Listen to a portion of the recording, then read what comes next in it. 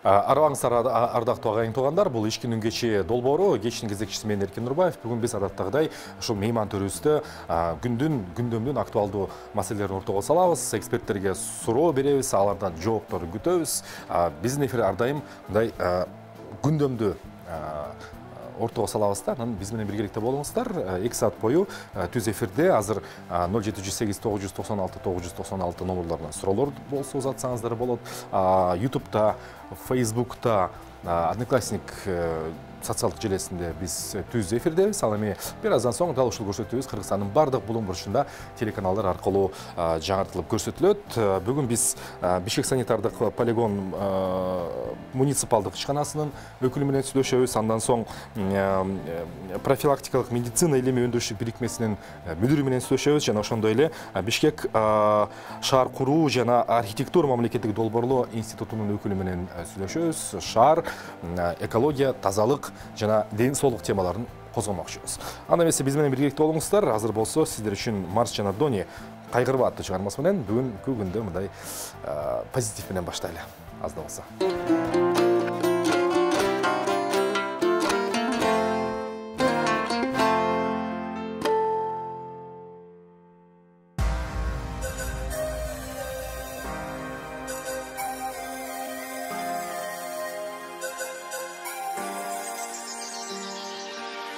Kapalanıp kaygıga aldırma, kamanıp jaşodo жыланы алдыга. Жаман жакшы күндөр өтө берет тагдырда, жеңил сөзүн айтып турса жарык жаныңда. Жашоодон ыр болсун түбөлүк жолуңа, үзүлбөй бекен болсун кармашкан колуңа. Ар бир ой максатың ар дайыма ишке ашык, ар дайым бирдей болсун ойлогон оюңар. Болду кайгырба, бүгүн сенин байрамың, жылмайып барына.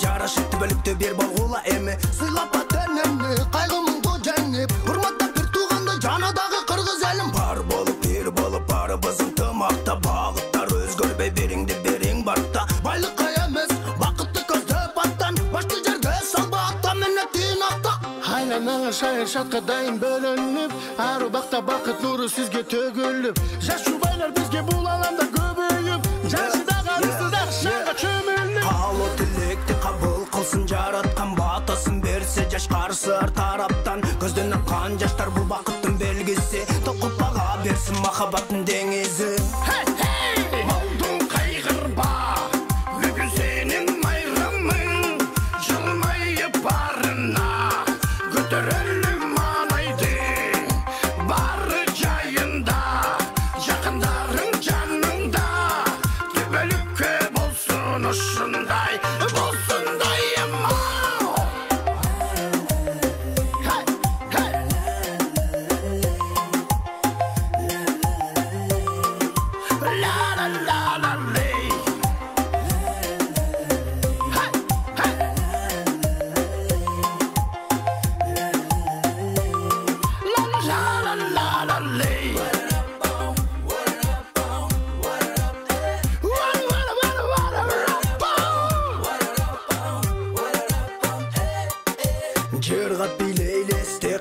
ушул күн жадырап жайнасын келген коноктор бир күн мен да созуп өнөм сиздерге гана арнап көңүлдү көтөрөлүп барыбыз болуп бир тарап ардактап урматтап достору коштоп келсе таанышкандары болсо бирин бири кечирсе баштан өткөн жаман жакшы күндөрдү эстесе эч жерким мындай сонун күнгө эмне гана жетсен болду кайгырба бүгүн сенин майрамың жылмайып барына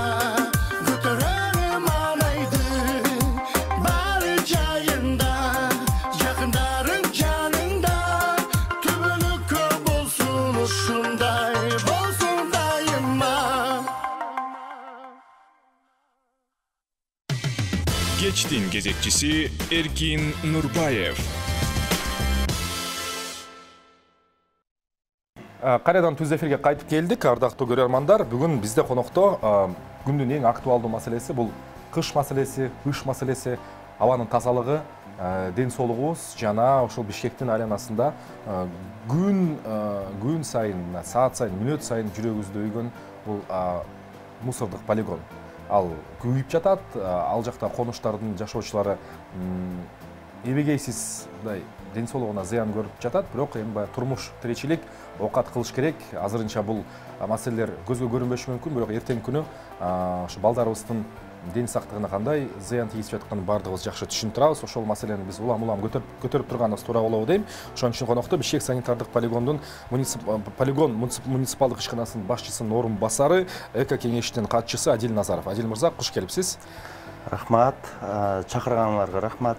Сиз менен мына дээрлик 1 жыл мурун жолугуп турбуз. Анда сиз ушул муниципалдык ишкананын жетекчиси элеңиз. Бүгүн орун басары болуп турасыз. Биздин бюрократиялык аппараттын өзгөчөлүгү бул орун басарлар өзүнчө бир чоң кандай десем таасирге ээ. Алар адатта локомотив, движок болуп келет. Ошондуктан биз сиздин баягы ишке болгон энергияңызды билип, кечээки жылдан бүгүнкү жылдын ортосунда айырмачылык эмне болуп атат, кандай жылыштар бар жана кандай маселелер дале ошол бойдон калууда полигон боюнча. Эми полигонду сурап калдыңар. Полигон бул мен мэриянын эң мындай көйгөйлүү маселеси десем жаңылбайт болуш керекмин да. Анткени ошо полигонду жанында 10 чакты жаңы конуш бар. Он чакты жаңы конуш бар. Анан кийин полигон өзгөчө түтүп атканда мен ойлойм алардын ошо ден соолугуна таасир этип атат деп ойлойм да. Ошо мындай айтканда терс көрүнүш. Кандай жаңылыктар болуп атат, Адил мырза? Жаңылыктар эми жалпысынан айтканда бул мындай сүйлөм бар да. Жалпысынан мамлекет мындай чарбачылык ишти мындай жакшы алып бара албайт деген сүйлөм бар да, жалпысынан мындай. Анан мамлекет жаман, начар управленец деп атасыз да. Государство плохой управленец, плохой менеджер деп коет да. Анан эң негизгиле баягы иш кылганга мындай каршылык көрсөтөбү деп айтсам болот да. Тозголдук кылабы, бул болсо биздин мыйзамдар экен да. Мыйзамдар. Мисалы жөнөкөй эле мисал, мен бульдозерим бузулуп калды да. Бузулуп калды. Анан мен көз ачып эмесмин да, кайсы бульдозердин кайсы запчасы качан бузулат, туурабы? Аны биз деле билбейбиз, баарыбыз унайдайбыз. Анан эгерде биздин унаабыз бузулуп калса, биз болсо базарга барабыз, ошо тетигин алабыз, салабыз, бир күндө оңдоп кайра айдап кетебиз да. А биздин мыйзам менен, госзакупка менен мисалы, биз болсо жанагындай кандай тетик керек, аны тиги госзакупканын сайтына биз болсо коёбуз да. Анан кийин аны күтөбүз, ким катышат депчи. Эч ким катышпай койсо, кайрадан экинчи жолу бериш керекпиз. Анан кийин ошол созулуп, мындай айткандачы, биринчиден кээ бирлер катышпай коет, аларды жалдырайсың да катышып койчу депчи. Анан катышып койчу деп жалдырасаң, алар болсо кээде 1,5 эсе, 2 эсе көп чоңураак баа коет да. Жөнөкөй мисал менен айтканда ошол кагаз деп коелу, бир пачка кагаз 200 сом турса, ал жерге госзакупка деп 400 сомдон коет. Аргасыз ошол мыйзамга баш ийиш үчүн ошол тетиктерди биринчиден кымбат сатып аласың. Экинчисинен мындай айтканда ошол тозголдук кылып турат да. Эмнеге тозголдук? Биздин бир эле бульдозерибиз иштебей калса, бир күн иштебей калса, биз баарыбызга маалым, ошо полигонго бир суткада эле 1000 тоннага ашык таштанды кирет да. Анын баарын түртүп туруш керек. Мына жөнөкөй эле үлгү мисал, ошол баягы тескерисинче ооба ошол тендер депчи, ошо коррупцияга каршы болсун деген ой жаман эмес болчу да. Бирок бул тилекке каршы ошо өнүккөн эле мамлекеттерде иштебесе, бизге азырынча бул иштебей жатат да. Иштебей жатат. Тескерисинче биз болсо прямой закупка кылганда биздин каражатты да үнөмдөмөкпүз, анан кийин ошол проблема маселени да тез чечмекпиз да. Демек аткаруучулар, биз эркин рынок заманында жашап атабыз да. Демек аткаруучулар мындай патриот болбошу керек да. Мындай патриот болушу шарт эмес дегеним, алар өзүнүн рыноктук мындай пайдасын көргүсү келет. Ал эми мамлекеттик ишкана болсо, муниципалдык ишкана болсо, мындай өзүнүн минусуна иштейт экен да демек. Эми мындай да, эң эле арзан баа билебиз базарда. Негедер эми баягы элдерди эле балдарын өзлөрү кийингенде эле мындай кол жок болсочу баары дордойго барат да. Арзанына качырып. Арзанына качырып, ошол кичинекей тыйында баарын сатып алат да. Ошондой эле бизде эле базар бар да, базарлар бар. Тетиктер арзаныраак сатылат. Аяктан өзүң тандап аласың керектүү тетиктичи. А бул жерде андай ошо шарт коюлбайт да. Сен болсо ошо госзакупка катышкан эле компания менен иштеш керексиң, анан алар койгон бааны менен сатып алыш керексиң.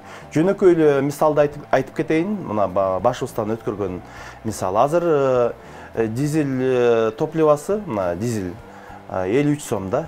52 сом 70 тыйын, почти 53 сом да. Анан кийин биз мына госзакупкага койдук. Койсок, эч ким катышкан жок да. Анан ал ошо катыша турган компаниялар айтып атат да. Силер 63 деген бааны койсоңор дейт. 63 деген бааны койсоң, анда катышабыз дейт да. Азыр катышпайбыз, бизге бул болсо кызыксыз, анткени дизелдин баасы көтөрүлүп кетсе, биз болсо киреше таппай калатабыз деп, тескерисинче бизге шарт коюшат да. Адил мырза, эми бул мындай тутамдаш системалуу маселе. Анткени менен биз полигон дегенде биринчи кезекте жөнөкөй тургундар мусороперерабатывающий фабрика деп атабыз, завод деп атабыз, кандай аталбасын, айтор ошо мусорду кайра иштетип чыгуу долбоору бүгүн кайсы стадияда, кандай этапта жана ушул тармакта жылыш барбы? Эми биз ушу 30 жылдын ичинде жыл сайын бир 30-тай инвестор деп келебиз да.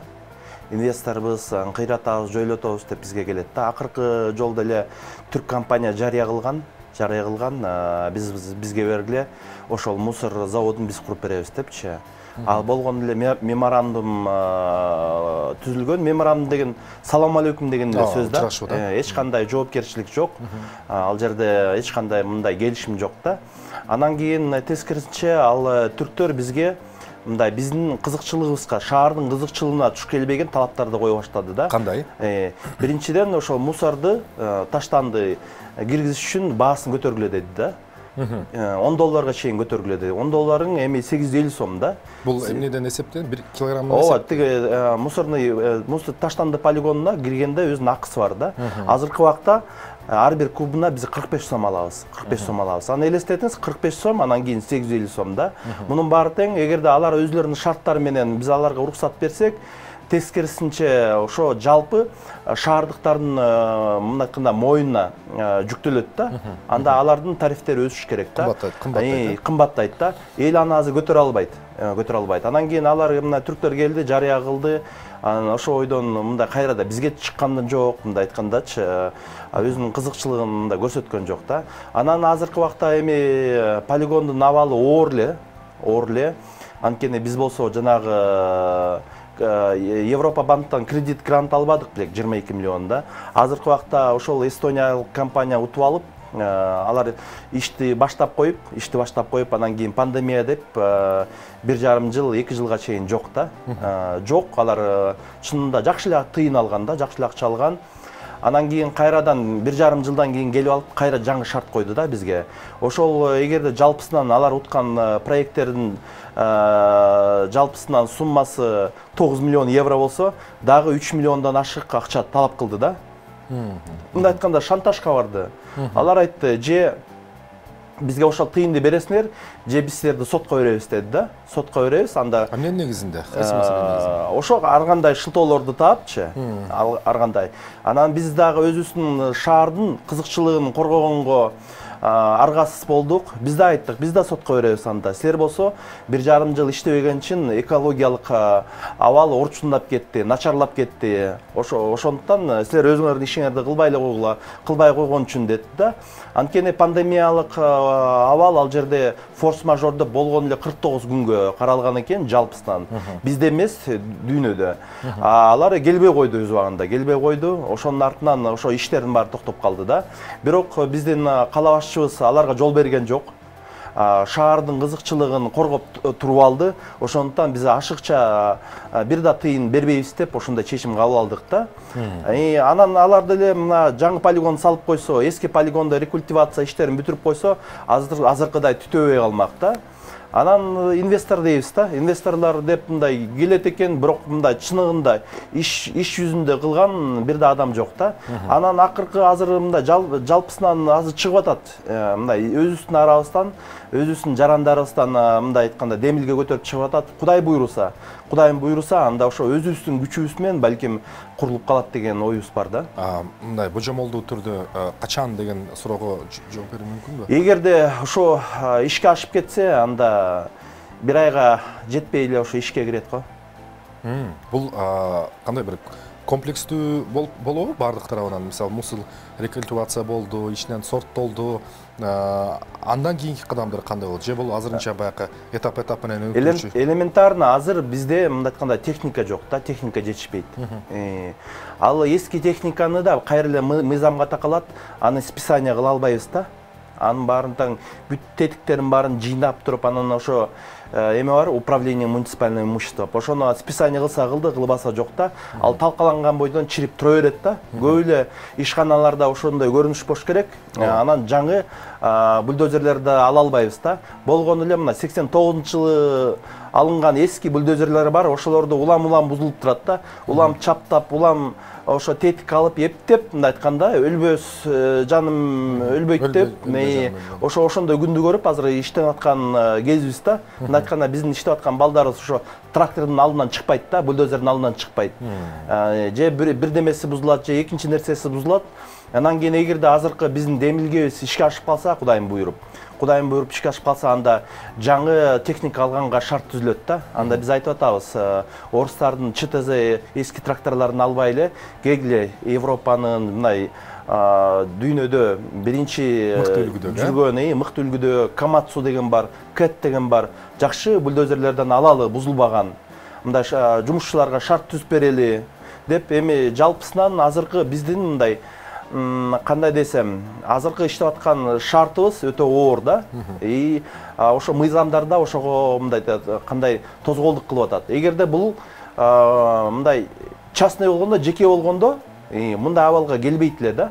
Анткени ар бир жеке компанияда мындай айтканда жетекчи бар да. Ал жетекчи, ал тракторларын да карайт, ал болсо тендер өткөрбөйт, анан кийин тиги бирөөдөн уруксат сурабайт да. Ал мындай ыкчам түрдө ошол маселелерди чечип турмак да. Адил мырза, бульдозерлер дедиңиз, бул техника маселеси, ошол кайрадан көңүлүңүздү жана кайра иштетүү маселесине бурайын да. Ошо өздүк инвесторлор, ички инвесторлор чыгып атат. Буйрса ишке ашып кетет деп атабыз да. Эмнеден башталат бул жумуш? Эң биринчи эле кандай иш-чара болот? Бул түтүн өчүрүлөт да. Түтүн өчүрүлөт. Ошол иштеп аткан жерибизде биринчиден тартып киргизилет, түтүн өчүрүлөт. Дагы ашыкча техника алынат. Анан кийин мындай айтканда, бул иш-чараларда эч ким тозголдук кылбайт да, эч ким кирише бербейт да. Ошондо болгон эле мэрия ошо кылып аткан ишке сурап алат да. Мисалы күйүп атса, биз аршылтон айтып отурбайбытпы, тигинде болуп кетти, мында болуп кетти, анан өрттөп кетти деп атабыз да. Бул жерде мындай жеке компаниядан сурап алган жакшыраак болмок да, оңойроок болмок.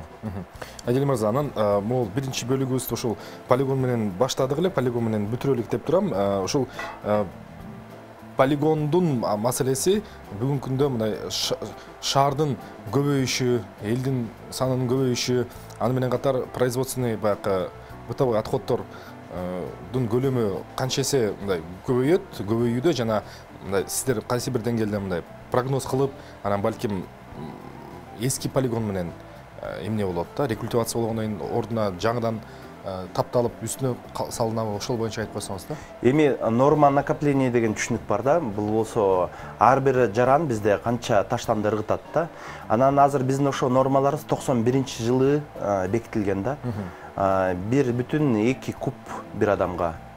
Коңшу мамлекеттерде, Өзбекстанда, Казакстанда 2,4 кубка көтөрүлгөн да. Анткени эми илгери мына чипсы деген болгон эмес, пакет деген болгон эмес, азыр чынында эл көбүрөөк ырыта баштады таштандынчы. Бирок ал нормативдер эски норматив 30 жылдан бери өзгөрүлүп элек да. Биринчиден ошо нормативдерди мен ойлойм көтөрүш керек да. Көтөрүш керек. Анткени эми таштандыны ыргытып атат. Ал таштанды эле биздин таштанды челектерге керек болсо, жанагы тигүү цехтердин отходдорун ыргытып кетет да. Алар төлөбөйт. түн ішінде келіп ырып кетеді да. Алар өзүнчө тариф менен төлөш керек. Алар төлөш керек, өзгүнчө производственный тариф деп коет, промышленный тариф. Алар болсо тоннасына 936 сом төлөш керек болчу да. Бирок алар ошо төлөгөндөн качып, мындай айтканда, бул деле уурлук да. Аны бирөө чыгарат, алардын ордуна бирөө төлөп атат дегендейчи. Анан бул жалпысынан алынганда ошо нормативтерди көтөрүш керек болуп атат да. Анан жалпысынан мен ойлойм, бул мусорный кластер болуш керек. Бөлүнбөш керек да. Ошол мусорду алып кетип аткан компаниядагы, ошол мусорду жайгаштырып аткан компанияда бир болуш керек деп ойлойм да. Мындай айтканда бир кожоюн керек болуп атат. Баарына жооп берген. Баарына баш аяна чейин карай турган. Анткени өнүккөн мамлекетте ошондой эле да. Өнүккөн мамлекетте ошондой өзүнүн технический регламенттери бар. Ошолордун баарын сактайт, карайт, ошо менен иштейт да. Бизде конокто Бишкек санитардык полигондун муниципалдык ишканасынын башчысынын орун басары Адил Назаров. Биз бүгүн ошо полигон тууралуу, Бишкек шаарынын тазалыгы жана экосистемасы тууралуу сүйлөшөлү. Кийинки блокто азыр болсо жарнамалык үзүндө болсун сиздер үчүн. Кечтин кезекчиси Эркин Нурбаев. Бишкек шаардын четинде ошол баарыбыздын жүрөгүбүздө үйгөн муниципалдык ошо полигон иштеп жатат. Ошо полигондун бүгүнкүсү, эртеңки келечеги тууралуу дал ушул ишкананын башчысынын орун басары Адил Назаров бизде конокто. Биз бүгүн экинчи блокто ошол экосистема, экологиялык системага жана экологиялык чакырыктарга көңүлүбүздү буралы. Сиз эко кеңештин катчысы деп турат бул жакта. Кайсы эко кеңеш кимге карайт жана ошол эко кеңеш эмне менен иш алып барат? Ошону айтып койсоңуз кыскача. Бул экологиялык кеңеш былтыр эле түзүлгөн. Анткени бул кара түтүн ыш пайда болгонуна бир 4 жылдай болуп калды да. Күчөдү да. Көзгө көрүндү. Көзгө көрүнө баштады. Мурун биз ойлоп атканбыз, бул болсо унаалардан болуп атабы депчи. Жалпысынан айтылып келгенде бул унаалардан эле болуп атат депчи. Ал билесиңер да, адамдын оорусуна так диагноз койбосоң, аны дарылай албайсың да. Ошол экологиялык кеңешке ошо жарандык активисттер да кирет, экологдор да кирет. Жалпы мындай айтканда, бул көз карандысыз аянтчабы бул? Бул көз карандысыз. Бул мындай күчтүү мына өзүбүздүн Бишкек шаарынын, Кыргызстандын экологдору кирет бул жергечи. Бул эмнеге бул түзүлгөнү Бишкек мэриянын алдында түзүлгөн да. Анткени ошо площадка түзүп бериш керек, чогулуп турган жерге жардам, кеңеш алгангачы мындай айтканда бул туура чечим болгон да. Анткени эгерде мэриядан да экологдор болбосо мындай кеңеш керек да, мындай айтканда экспертный мнение деп коет да. Ошол нерсе үчүн бул түзүлгөн да. Анан кийин экологиялык кеңештин биринчи эле кадамы болгон ошондой бюджеттен бир тыйын кетирбестен, мындай айтканда жеке инициатива менен, демилгелер менен 50дей датчик коюлган да шаардын ар бир бурчуна. Ал датчиктер жана абанын кирдеп аткан санын өлчөй турган датчиктер эле да. Ошол датчиктерди койгондон кийин биз болсо мындай туура маалымат ала баштадык да. Биз ошо ойлоп атканбыз ТЭЦ-тен да болуп атат депчи, бирок ошол аналитикалык маалыматты алдык. Бул кирдеткичтер мындай айткандачы булгап аткан, бул болсо сапатсыз көмүрдөн болуп атыптыр да. Сапатсыз көмүрдөн. Андан тышкары мына эми Бишкектин айлана чөйрөнүндө 47 жаңы конуш бар экен. Ошо жаңы конуштарда баарында эле көмүр жагылат да, көбүнчөсүндө. Газ жагылат, бирок газ кымбат да. Ооба, газ өнүгүп атат, көп жерге барып атат, бирок ал кымбат болгондуктан аны чай кайнатып эле, тиги нан жасаганга эле, нан дейм да, тамак жасаганга эле колдонбосо көбүнчөсү колдонбой жатат да. Кымбатыраак болуп атат газ. Анан кийин көмүр жагат. Анан көмүрдү эле мына биз шаардын ичинде 5 отун база бар. Ошо отун базада эң негизги келип атканда кара кечеден келет да. Кара кеченин көмүрү бышпаган көмүргө кирет да. Бышпаган көмүрү буруу уголь деп коет да, B2 марки B2. Анан бул ой жаман болгон эмес да. Эми өзүбүздүн көмүрүбүз турса, өзүбүздүн эле көмүрүбүздү жакпайлыкпы деп, анан кийин ошол эски ТЭЦти модернизациядан өткөрүп, анан кийин 100% ошо кара кеченин көмүрүнө өткөн да. Бирок билесиңер, совет доорунда бирдеме кылаардын алдында илимий изилдөөлөрдүн баарын катуу кылчу да. Ошол түтөктүн бийиктиги канча болуш керек, кандай көмүр жагыш керек. Мисалы эски ТЭЦ жасалганда бул караганда көмүрүнө ылайыкталган да. Караганда кузбасс сапаттуу, мындай каменный уголь деп деп койгонда, ошон үчүн буга чейин эч кандай иш болгон эмес биздечи. Жакшы көмүр келген, жакшы күйгөн да? Жакшы күйгөн, анан зона рассеивания деп коет да. Бул болсо мындай абанда өзүнүн эмелер катмарлары бар да. Кандай кетиш керек да. Ошондуктан бул Бишкек шаарына таасир тийгизген эмес да. Анан кийин мен жеке оюм ошол мындай илимий изилдөөлөр азыраак болуп калдыбы, ооба ошол Кытайлар салды, ошо модернизация кылды, жакшы деп мындай сүйүнүп калганбыз да, эми өзүбүздүн көмүрүбүздү жагабыз депчи. Анан кийин эле бирок кыш пайда боло баштады да. Анан изилдеп көрсөк, ошол жана бышпаган көмүрдүн мындай айтканда майда көзгө көрүнбөгөн частицалары, бөлүкчөлөрү ошол болсо влажность деп коет, ошол менен биригип, күн сууктаганда эле ыш пайда болуп атат да. Күн сууктаганда ыш пайда болуп атат. Анан бул жерде бир эле чечим бар, бул жерденчи. Эми ушунча акча кетирген, 386 миллион доллар кеткен, аны биз токтото албайбыз да. Биринчиден бул шаардын ТЭЦи ЖЭБи электроэнергия берет. Суткасына 9 миллион киловатт ашык бизге электроэнергия берет да. Бизге электроэнергия жетишпей жатпайбы? Аны токтото албайбыз. Ошон үчүн бул жерде бир эле чыгыштап атам, сапаттуу көмүр алып келели. Каяктан? Сапаттуу көмүр эми бизде каменный уголь 20% түзөт, жалпы биздин жана запастардан. Бул түштүк аймакта бар да, таш көмүр да бар, алайда бар, бул тиги сүлүктүдө бар. Бирок ал жерде азыраак чыккандыктан басым бияктан да кымбат да. Анан ашып келгенде өтө эле кымбат болуп кетет да. Ошондуктан коңшу мамлекеттерден алсак болот. Алар мындай айтканда темир жол менен алып келсе, эч кандай проблемасыз бизге келмек да. Анан кээ бирлер айтып атат, Адил сен болсо кайсы казактардын мындай лоббиси болуп атасыңбы, ошолорду реклама кылып атасыңбы деп мындай жаман ойлогондор да бар да. Бар жок. Анда мен бирөөнүн лоббисин кылбай эле болгондо эле чечүү жолун айтып атам. Анан кийин азыр мына жакында эле ыйгарым комиссия да түзүлгөн. Ал комиссиянын башчысы биздин кала башчысы болуп дайындалган. Анан кийин азыр ыкчам түрдө мындай чечкиндүү кадамдар кабыл алынып, мен айтып атам, былтыр деле айткам да, сапаттуу көмүр алып келели депчи. Анан азыр мына кара кече жакында эле ачылбадыбы? Жакында ачылып, азыр керек болсо өзүбүзгө көмүр жетпей жатат да. Ошо ЖЭБке көмүр жетпей жатат. Анан бул жерде менеджмент да логистикасын туура иштетип, туура баарын мындай тартипке коюп койсоң жакшы болмок да. Анан жакында деле маалымат чыкты, ал жартылай ал көмүр балыкчыдан мындай айтканда кумарлашып келген депчи. Былтыр ошол ЖЭБтин атынан ошол алып келип аткан компанияларга 80 миллион штраф салынган да. Көмүр сапатсыз чыгып калып. Проблемалар ошол. Бирок күйгүзүлдү да, ошентсе да. Штраф салынды, бирок көмүрү күйгүзүлдү. Эми баягы мындай да, ал көмүрдөн башка көмүр жок. Анан кийин бул жерде мындай айтканда тандоо турат да. Же абабыз таза болот, же үшүп отуруш керекпиз да. Адил мырза, азыркы ЖЭБте күйгүзүлүп аткан көмүр, кара кечен көмүрү деп айтсак болобу? Ооба, азыр кара кече эле келип атат. Ооба.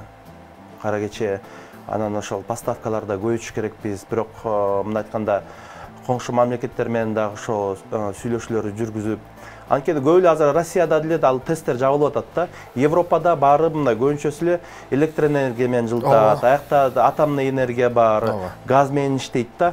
Алар анткени аларга ден соолук баалуу экен, биз баарыбыз эле айтып атабыз, биринчи байлыгыбыз ден соолук депчи. Бирок ошо көңүл бурбай жатабыз да. Жакында эле мага ошол биздин Минздравтан диаграмма алдым.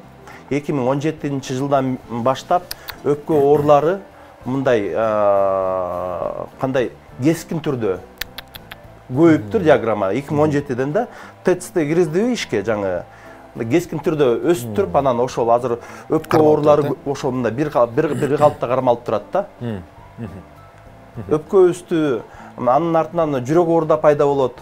Ошондуктан биринчи орунга мен ойлойм, ошол миллиондон ашык биздин жарандарыбыздын, биздин шаардыктарыбыздын ден соолугун биринчи орунга коюш керекпиз депчи. Анткени алар жакшы көмүрбү, жаман көмүрбү ошол жылуулукка төлөп атат да. Алар төлөп атат. Болгону эле ошол жаңы конуштарда эле 130 000 тонна көмүр жагылат экен, келе сапаттуу көмүр алып келип коебуз. Проблема чечүү жолу ошол, анан кийин эчтеке кылбай отура берсек, андай проблема чечилбейт да. Биринчи орунда сапатсыз көмүр, биз муну бардыгыбыз түшүндүк, көрдүк, чындап аныкталды. Экинчи орунда ЖЭБ. Үчүнчү орунда? Үчүнчү орунда жанагы тигүү цехтердин отходдору дагы жагылат, жеке мончолордочу. Андан тышкары жанагы эле машиналердин дөңгөлөктөрү да жагылат, баягы жеке мончолорду батыраак кысып кетсин дегенде ошолорду аралаштырып, мындай биринчи жагып ийет да. Ызытып ийет, бирок ошол аябай терс таасирин тийгизет да биздин ден соолуккачы. Ошол кара түтүн ыштын пайда болушуна ошол да себепкер да.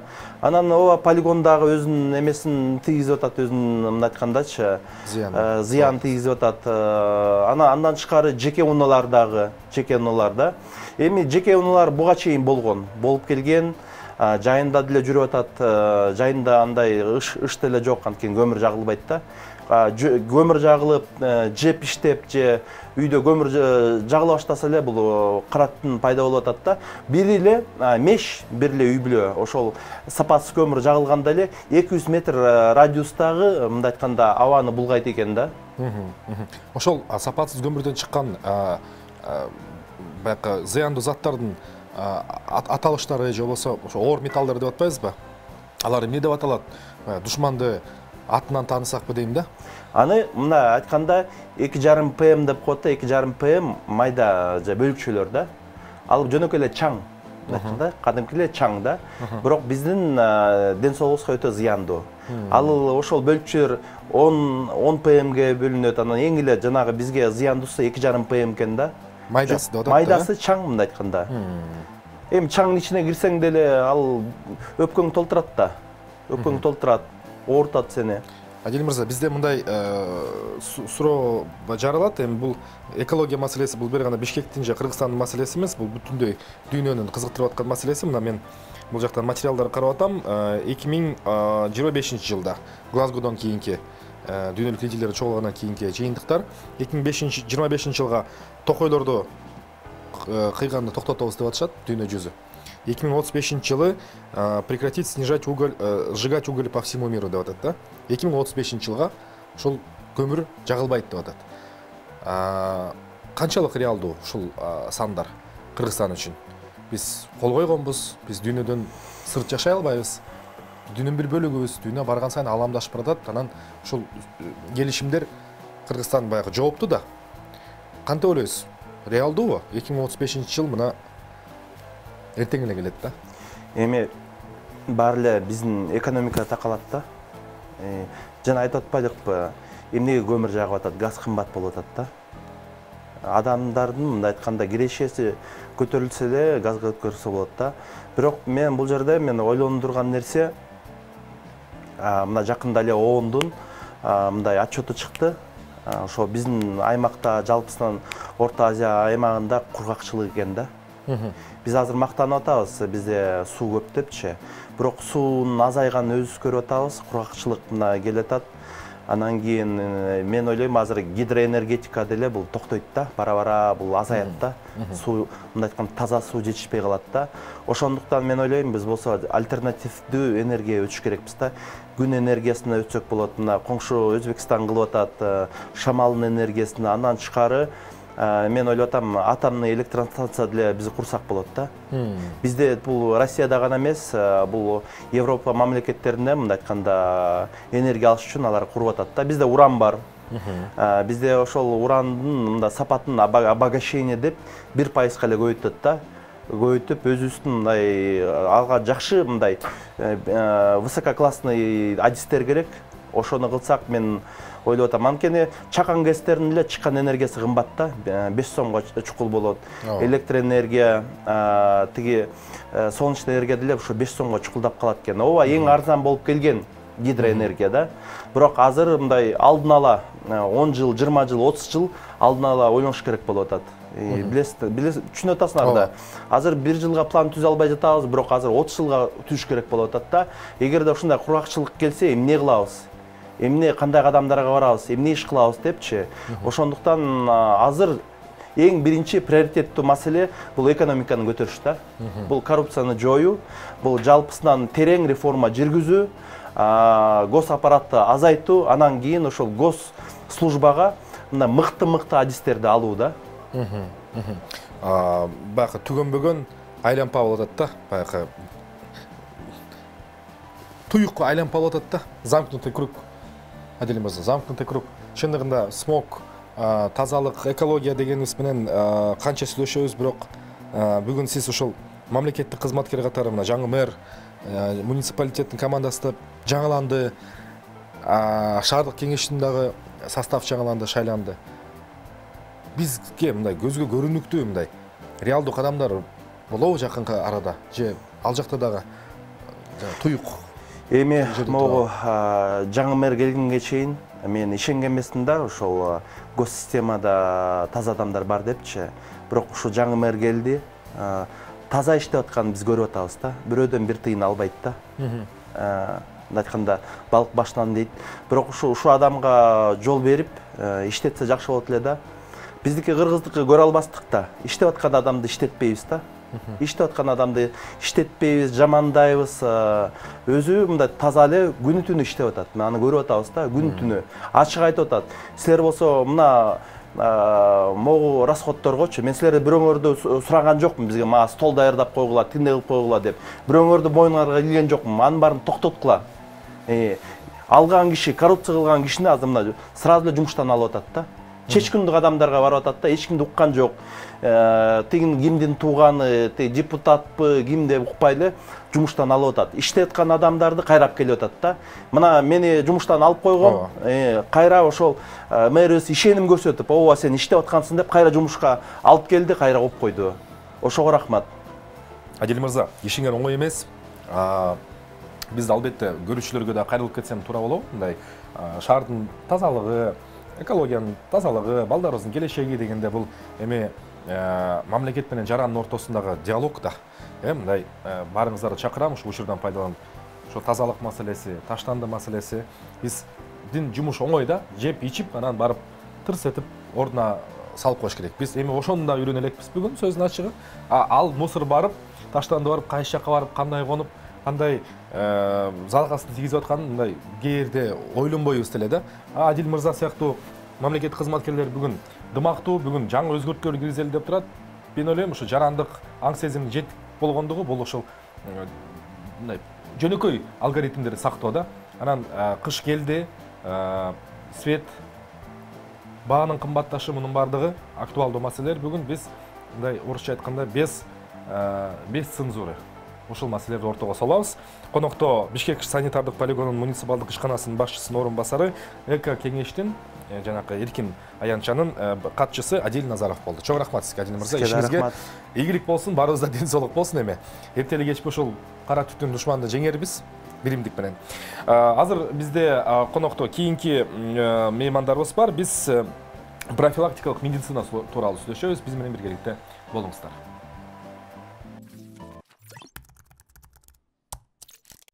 Биз дүйнөдөгү эң мыкты мамлекетте жашайбыз жана башка өлкөлөрдүн бардыгы бизге көз артышат. Достор, дал ошондой болот. Биз буга ишенебиз. Бирок биздин коос өлкөбүздө бүгүнкү күндө көңүл бурууга арзый турган көйгөйлөр бар. TV1 KG каналында Кыргызстандын экологиялык көйгөйлөрү. Глобалдык жылуулук тамаша эмес, бул чындык. Шаарда жай кандай ысык экендигин байкадыңызбы? Адамдар гана эмес, мөңгүлөр жана дарыялар кыйналышат. Кыргызстан суу ресурстары менен белгилүү. Они очевидны за последние, наверное, акыркы 30-40 жылдан бери билинип турат. Ал Тургай шаарынан көрүнүп турат. Биздин тоолордон карасаңыз, мөңгүлөр азыраак болуп калды. Аянты кыскарган. Кыш жумшак болуп калды. Жаан-чачын менен бир нерсе болуп жатат. Кандайдыр бир өзгөрүүлөр болуп жатат. Демек, тоолордо көп жылдык кар жана мөңгүлөр аз болсо, дарыялардын агымы өзгөрүлөт. Жаан-чачындар да буга кандайдыр бир деңгээлде таасир этет. Мунун бардыгы кайрадан чөлдөшүүгө алып келет. Климат ысып, жылуу болуп кетти. Осадки дождевые тоже как-то на это влияют. То есть все это опять же вместе выливается в то, что вот как вы называете опустынивание как бы. Биз жалпы чындыкты айтпай эле коелу. Таштандыларды таштабаш керек. Акыркы учурда бүтүндөй интернет коомчулугу көйгөй жөнүндө сүйлөп жатканына кубанычтабыз. Биринчи жолу таштандыларды сорттой турган контейнерлер орнотулушту. Жергиликтүү активисттер таштандыларды чогултуу боюнча жарыштарды уюштура башташты. Мы провели первую в Кыргызстане. Биз Кыргызстандагы биринчи плогинг акциясын өткөрдүк. Плогинг бул чуркап бара жатканда таштанды чогултуу. Европада көбүрөөк аң сезимдүү адамдар жашагандыктан, эмне үчүн биздин чуркообузду шаардын жана өлкөнүн пайдасы менен айкалыштырбайбыз деп ушундай чечимге келишкен. Ал жерде бул кыймыл күч алууда. Бизде дагы адамдар чыга башташты. Таштандыларды баштыкка чогултушат. Машыгуу учурунда бир нече мүшөк таштанды чогултса болот. Башкача айтканда, биз денебизге гана эмес, жерибизге, өлкөбүзгө, шаарыбызга да пайда алып келебиз.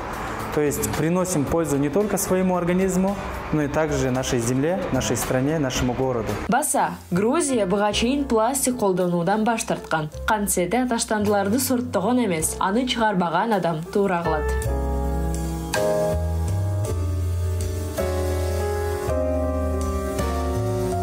Фрунзе бир кезде Советтер Союзундагы эң жашыл жана таза шаар деп эсептелген. Бүгүн бактарактар тездик менен кыскарууда. Бактарактар гана эмес, Кыргызстандын жайыттары дагы жабыркап жатышат. Первый раз на Сомкуле лет 20 назад. Сомкөлдө биринчи жолу мен 20 жылдай мурун болгон элем. Боз үйлөр талаа жана токой менен курчап тургандары эсимде. Азыр барсам, бир тал чөп өспөгөн чоң бош жерлерди көрдүм. Өсүмдүктөр калыбына келгенге жетишпей калышат. Анткени ал жерде жылдан жылга мал жайылат. Ни одной травинки не растет. А если, там хочется сфотографировать какой-то цветок, его еще надо поискать.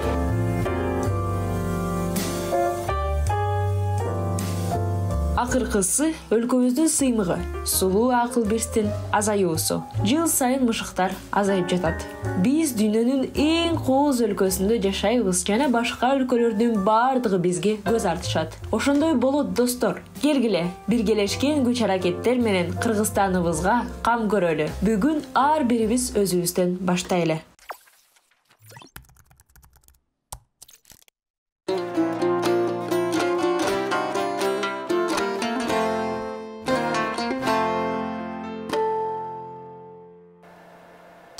Кайрадан биз эфирге кайтып келелик, ардактуу көрөрмандар. Мен сиздерди тааныштырайын. Бизде конокто медицина илимдеринин доктору, профессор жана Кыргыз Республикасынын саламаттык сактоо министрлигине караштуу агай толуктап коюңуз. Алдын алуу медицина. Алдын алуу медицинанын өндүрүштүк илимий өндүрүштүк бирикмесинин мүдүрү Омар Касымов агайыбыз. Агай, куш келипсиз. Саламатсыңар. Жагдайыңыз, жайыңыз, ден соолуктарыңыз өзүңүзгө жакшыбы? Болсын агай, биз эми сизден бүгүнкү күндө жана азыр эле алдыңызда мына экологиянын өзүнчө бир эркин аянтча түзүлгөн Бишкек мэриясынын алдында. Бишкекте кыш келди, кыштын артынан кыш келди. Анан Адил мырза мындай сөз келтирип атат да, 2017-жылы жеп реконструкцияланып жаңалагандан кийин ошол өпкө оорулары кескин диаграммада көрүнүп турат, мага көрсөтүлгөн дейт. Кайсы документке таянып айтты мен билбейм, балким сиз ушул сөздү толуктап же тастыктап же болбосо мындай төгүндөп коесуз.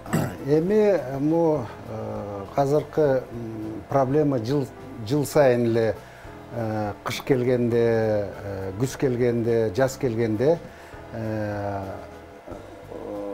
бу метеорологический показательдер менен байланыштуу өзгөрүүлөр аба ырайында болуп калып атат да. Анан ошонун ичинен биздин эл ошого мындай кызыгып, көбүрлөрү мындай дисфункция болуп, ушу аба ырайынын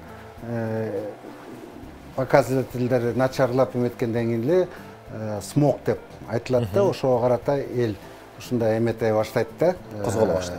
Толкунданып, эмне болуп атат?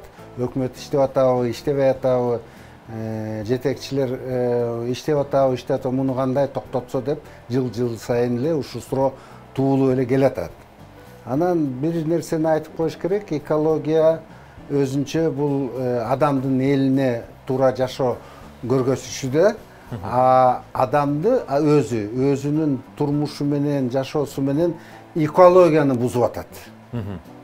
Анан ошого карата биз экологияны бузуп атабыз, а экология начарлап биздин ден соолугубузду бузуп атат. Бири-бири менен байланыштуу проблема болуп атат да. Анан кийин азыркы жалпы маалымат, статистика саламаттык сактоо системанын сайтында эле илинип турат. ошол жактан билимдүү кичине анча мынча цифраларды билген адамдар болсо өзүлөрү эле тактап алат. Анан мен ушул жерден эле айтып коеюн, могу статистика маалымат боюнча, могу Бишкек шаар боюнча элдин арасында, населениясында арасында жүрөк оору көбөйүп атат. 2011 жылы бир показатель болду, 2015 өсүп атат. Анан мен 2020 жылды эметкен жокмун, эми ковид менен байланыштуу көп эмес менен.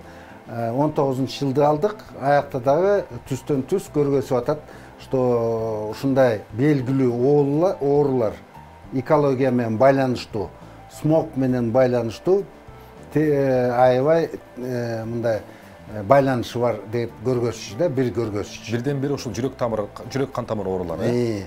Балдардын да арасында да көп оору өсүп атат. Эми абсолютный показательдерди алсак же 100 миңге дагы санап чыксак, ошо көргөзчүлөр кичине начарлап баратат. Ал официальный статистика менен алганда эч ким аны чекке кага албайт.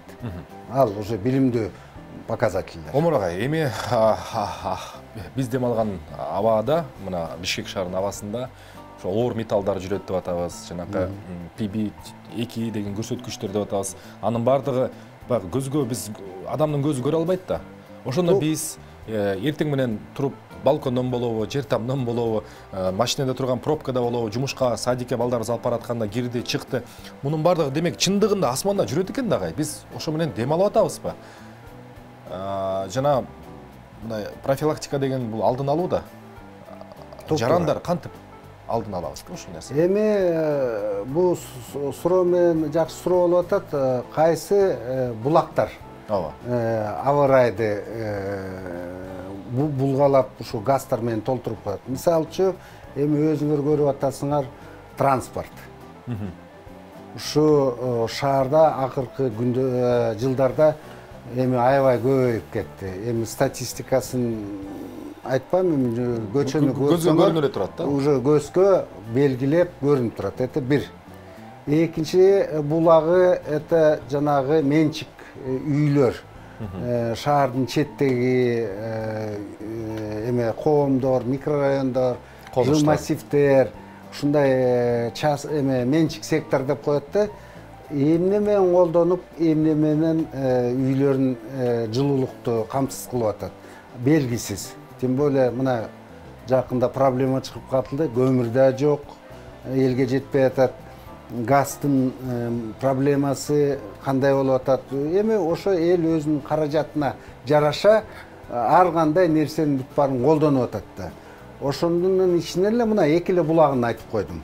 Транспорт, анан частный сектор, кыш жакындап атканда мына кыштын периодунда, анан жастын периодунда өзгөчө көп болуп түтөп, анан биздин жарандарыбыз мындай тоого чыкканда үстүнөн караганда эле чаң бүт эме көзгө жаман көрүнүп аткан эмени бүт баарын көрүп алып, анан окуй, ушунун бүт баарын дем алып аткан турбайбызбы деп. Алып атабыз демди. Ошонун ичинен могу азыр ВОЗдун определениясы бар, жанагы PM10, PM андан майда чаңдар, тонкодисперсный чаң дейт. Ошого эме кылып эл аралык саламаттык сактоо системанын рекомендация менен 25тен микрометр кубический ашпаш керек.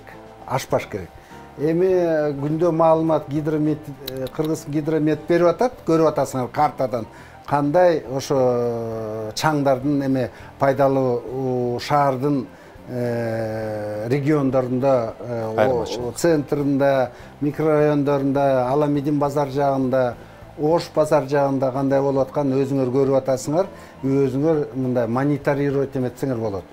Ошонун чаң, газ аябай ден соолукка зыян тийгизген мындайча смесь болуп атат да, ошону дем алып жүрөбүз, айла жок. Анан үйдө эми кээ бирлерде кондиционерлер бар, обратная очистка менен алар эми может быть сактанып атат деген сыяктуу. Башкалардын эмне дейт элем, форточкаларды, терезелерди аябай бекем шваб мындай сактаныш керек да. Дагы бир проблемасы эми маска кийсе болот, бирок газдан сактана албайсың.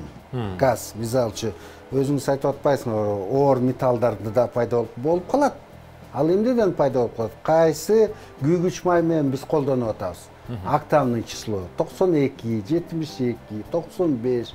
Азыр заправкаларда 100 деп турат мындай октавный число, то есть экологически чистый, тазараак немелер. Бирок машинелердин өзүнүн мотору кандай иштеп атат? Кандай ошо мотор иштегенде кандай выхлопной газ дейт, ошо менен канча сажа, газообразный эмелер атмосферага чыгып атат, биз аны билбейбиз да. Бирок мен аба ырайын көргөндө көрүп атабыз. Тоодан өзгөчө тоодон көргөндө смог болуп турганын көрүп атабыз. Агай, бул смог эми жанагы көмүрдүн сапаты, машинелер, жептин реконструкциясы кандай көмүргүздө жана башка. Биз дүйнө мамлекеттеринин же болсо тарыхта биринчи жолу баштан кечирген мамлекет же өлкө эмеспиз. Буга чейин ошо смог деген эле биринчи болуп жана тарыхый отсылка кетет. Великий лондонский смог, жана биякта Нью Дели, чоң Кытайдын бир 2-3 шаары, Индиядан 2-3 шаары менен кошо биз сап башында турабыз да агай. Эми ушунун баардыгын билдик, түшүндүк. Жөнөкөй бытовой жашоодо, мындай күнүмдүк жашоодо маска кийгенден башка кандай иш-аракеттерди кылсак болот?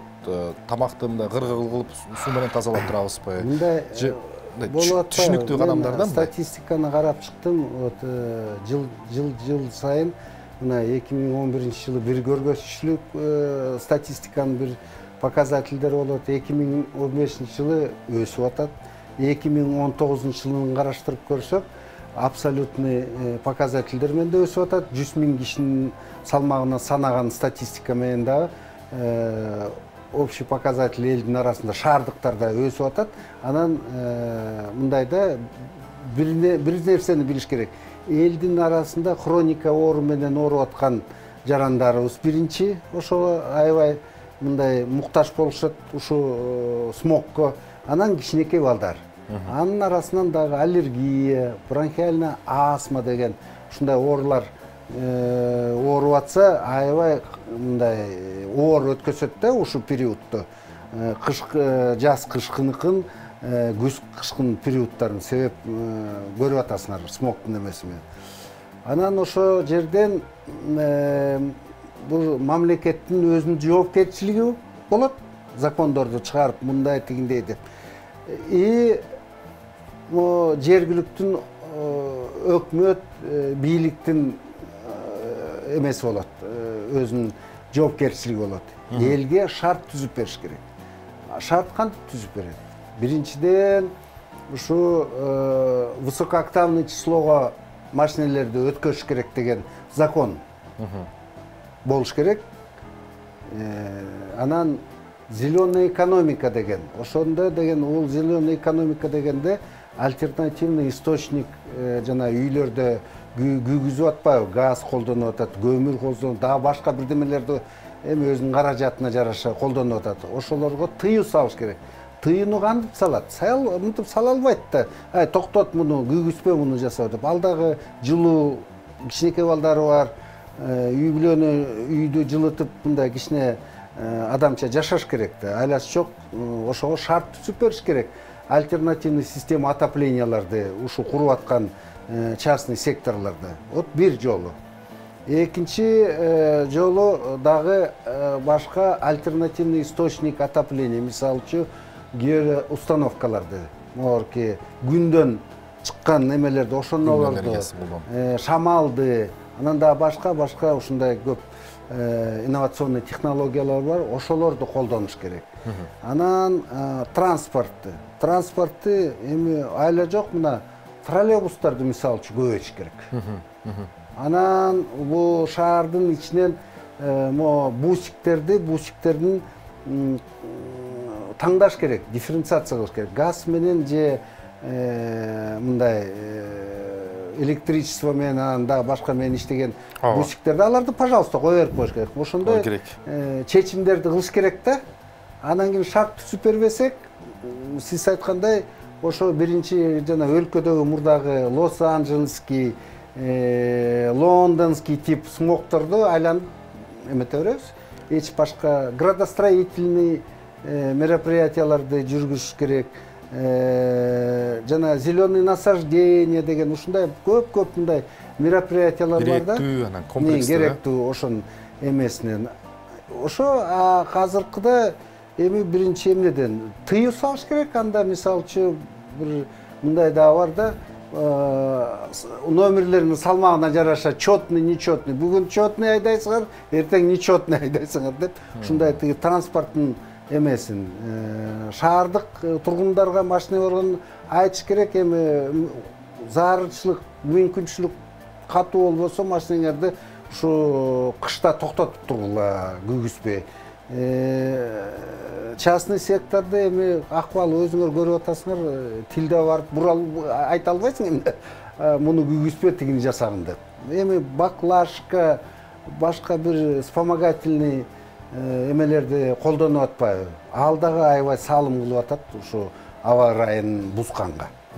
Агай, бул жалпы ошол бүгүнкү күндөгү экологиялык Бишкек шаарынын өзгөчө курч акыбалы боюнча бизге ошол оорулардын алдын алуу жана профилактика медицинанын баягы дөшасы академик Омор Касымов менен маек курудабыз. Азыр жарнамалык блок, андан соң кайрадан студияга кайтып келебиз.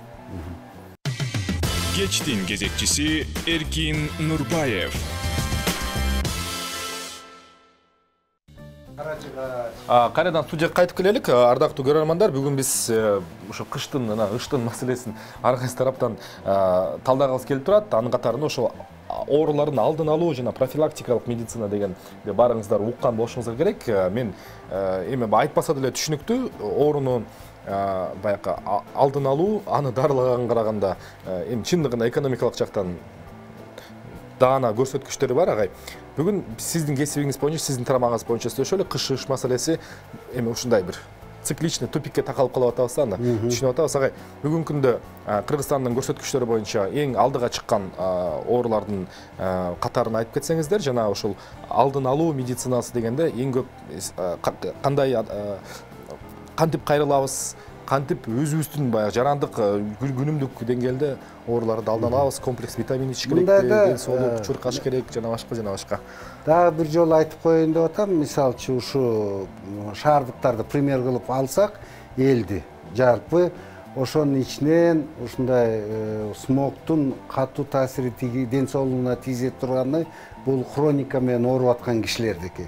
Жүрөк оорулардыкы, өпкө оорулардыкы, анан аллергия оорулар көп пайда болот да, өзгөчө дем алган органдардан, ушу кичинекей балдардан. Анан кичинекей балдар көбүнчө ушуга аябай мындай өзүнүн физиология системасы менен дагы мындай развиваться эметип атпайбы? Ошого карата дагы ушу смогтун зыяны катуураак тиет да.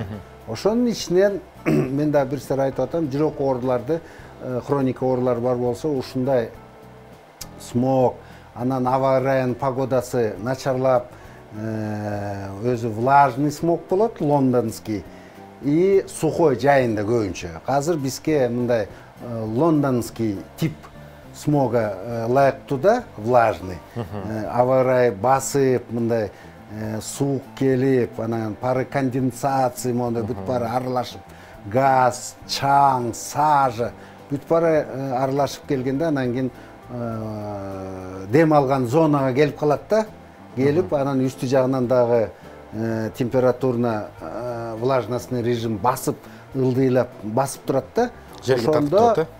Ошондо ошо ооруп аткан элдерге эшикке чыкпай эле койсо, үйдө отуруп, мындай аябай зарыл мындай бирдеме болбосо, үйдө эле отуруп эле, эми азыр кычкылтектин приборлору бар.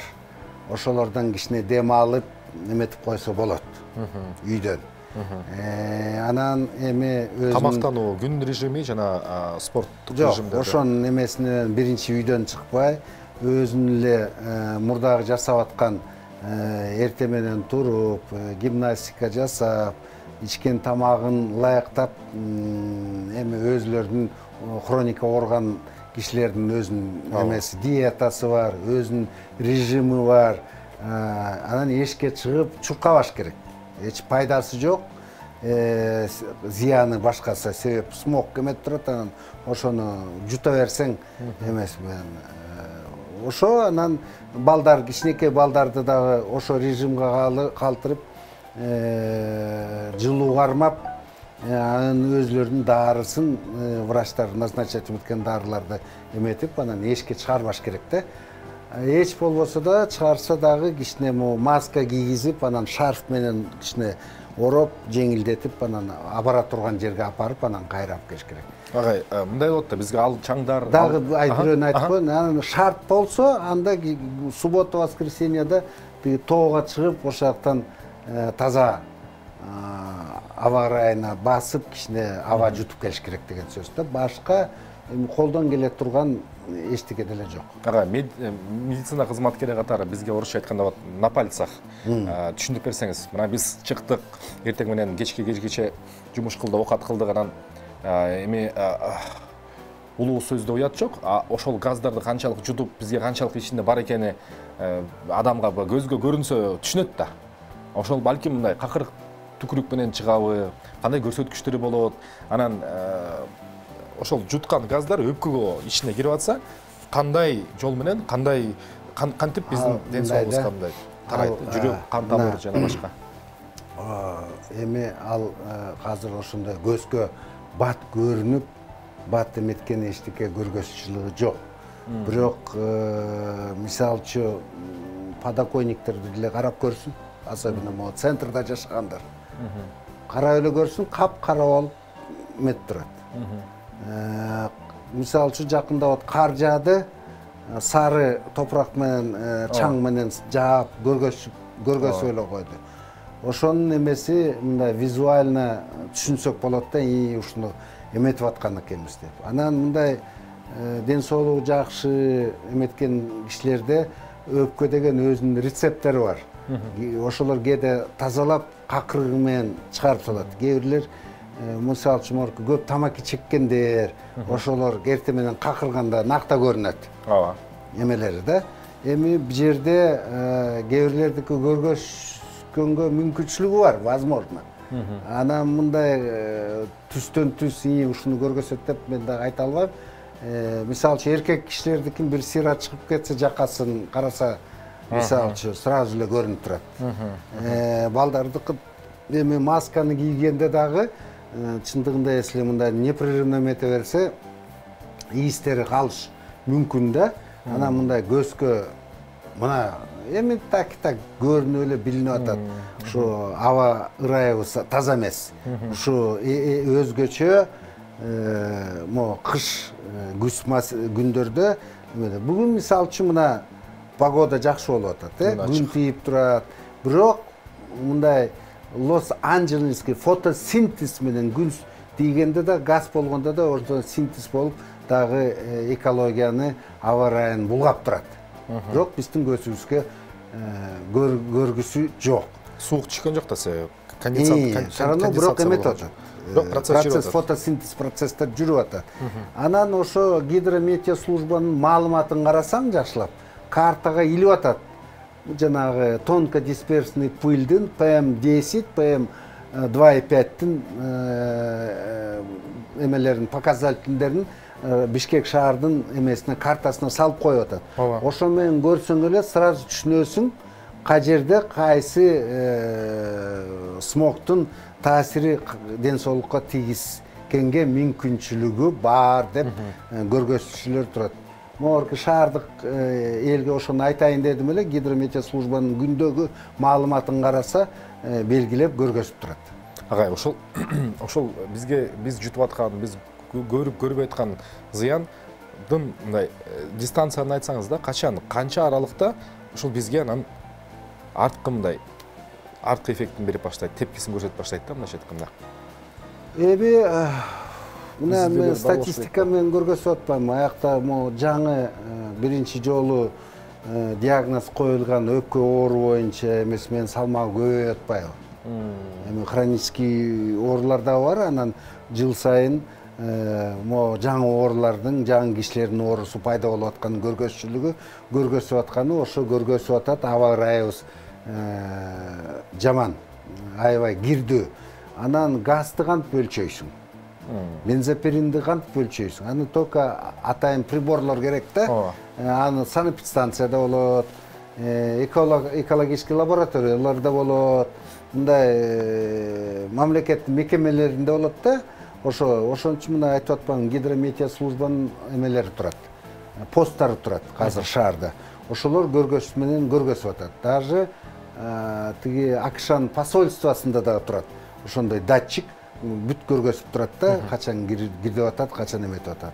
Ошондой нерселерди эми ар кандай бул адамдын деңи ар кандай реакция бериши мүмкүн да. Бирөөгө мындай туура кирдеген районда жашаса бир жылдын ичинде көргөзүп коюш мүмкүн. Өзүнүн иммунитетине жараша, өзүнүн резистентностуна жараша, өзүнүн денесинин салмагына жараша да иммунитетине. А кээ бирлердики суук тигизип алып, анан пусковой механизм болуп, анан өпкө ооруга ырбап кетип атат. Анан да азыр эме болуп атпайбы? Эмне үчүн биз 19-жылдын статистикасын алдык, 20-жыл менен 21-жылдын ковидтин статистика менен аралаштырбайлык деп. Ооба. Агай, оору жашарып атабы? Жашарып аткан болсо, кайсы оорулар бүгүн ушул эмеге чыгып атат, динамикасы көбөйдү да? Эми ооруларды мынтип жашарып атабы деп мен айтканга алысмын. Жаш курак да. Себеп анын үчүн атайын изилдөө жумуштарды жүргүзүш керек. Жүргүзүлдү эле ошондой иштер? Эми биз андай жумуштарды жүргүзгөнгө мүмкүнчүлүгүбүз бар, бирок каражатыбыз жок. Вот. Анан мисалчы социальный проблемалар көп да. Эми азыр биринчи проблема ковид болуп атат. Өпкө оору биринчи 10 миң алак бар дегенде эле өпкөгө барып бир тийип атпайбы. Анан ошондой атайын изилдөө жумуштарды жасаш керек да. Анан ошондо биз так айта алабыз. Могу оорулар көбөйүп атат. Могорки жаштарда ушундай оорулар көбөйүп атат, бул жаштарда мындай оорулар көбөйүп атат деп айтышка мүмкүнчүлүгүбүз бар. Азыр түстөн түз эми айтканга эле могорки азыркы первичный маалыматты мен берген маалыматты жүрөк оору, өпкө оору, жаш балдарда, кыздарда мындай статистика менен кошулуп атат. И хроника ооруган кишилердин эмеси дагы салмагы өсүп атат деген сөз да. Ушундай. Мындай так айтыш үчүн моундай деп эметкенге аны изилдөө жумуштар жүрүш керек. Ага да каражат керек. Ага мамлекет каражат бөлүп берсе, аны изилдөө жумушка биз даярбыз. Агай, ушул сиздин жумушуңардан эң негизгиси изилдөөлөр деп ойлойм да. Себеп дегенде силер байкыда сиздин кагазыңызда болгон маалыматты көрүп билип турсаңар өзүңөргө да жакшы да. Анан бүгүн ошо оорулардын алдын алуу жана профилактикалык медицина дегенде бүгүнкү күндөгү колунан келген функционалдык кызматы эмнеде болуп жатат? Сиздерге кандай түрдөгү адамдар кайрылат? Же силер мындай турукташкан система аркылуу, фаптар аркылуу маалыматтар атасыңар? Илим институтубуз ар кандай проблема менен жугуштуу оорулардын проблемасы, мисалы үчүн азыр ковидтин проблемасы менен, анан больницада бир манипуляция кылып, бири-бирин жуктуруу үчүн инфекционный контроль дейт. Ошондой жумуштар жүрүп атат. Анан сарык оору боюнча жумуштар жүрүп атат. Себеп жакында биздин жарандарыбыз митинг болуп чыгышты. Ошонун проблемасынын үстүнө бүгүн вице-премьер бизге задача койду. Ушуну иштеп өкмөткө сунуш киргизгиле деп. Кантип ошо жарандарга жардам беребиз деп. Анан ушу аба ырайы боюнча экологический системасы менен мониторингтен лаборатория бар бизде. Ошолор менен чогуу жумуш иштеп, эми мен айтып атпаймынбы, өкмөттүн жоопчулугу бар да. Законодательный нормативный правовой акттарды туура чыгарыш керек. Мисалы үчүн күйгүч май боюнча 5-ci emesi менен Европада маалымат алып атышат да, октавный число менен ошо эмеси менен. Ошолон тыюу салса эле өзүнөн өзү эле жанагы неэффективный транспорттун күйгүч майлардын жүрүшү менен токтойт. Бир. Экинчи, транспортто гибридтерди алып келгиле, гибридный транспортный системаларды алып келгиле. Газ, электр. Сразу тыгынын проблемасы токтойт. Троллейбустарды көбөйтсөк, мисалы үчүн, морки жого горкенеш чечим алып, мэр каражаттап, троллейбустарды алып келип, чоң-чоң мындай машинелерди алып келип, көчөгө жүргүзүп койсо, өзүнөн өзү эле бир 20-25% пайызга проблема түшөт. Казыр мына КАМАЗдын системасынан автобус алып келиптир.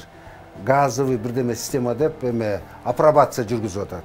Ошондой чоң-чоң машинелерди алып келип нетсе, ошо алдын алуу ишмер көрүлгөн мамлекеттин жумушу Бишкектеги өкмөтүбүз, муниципалдык кишилер ошондой жумуштарга ошондой аштырса, анда ошо смогтун проблемасы чечилет. Анан градостроительный, архитектурный, планировочный жумуштарды жасаса туура, мындай шамалдап, туура шамалдап, жең айланып турса, анда бул смог ары бери кетип эле өзү эле эметип жоголушка мүмкүнчүлүк шарт түзүлөт да. И дагы менчик секторго мындай альтернативный жылытуу системаларды предлагать этиш керек да.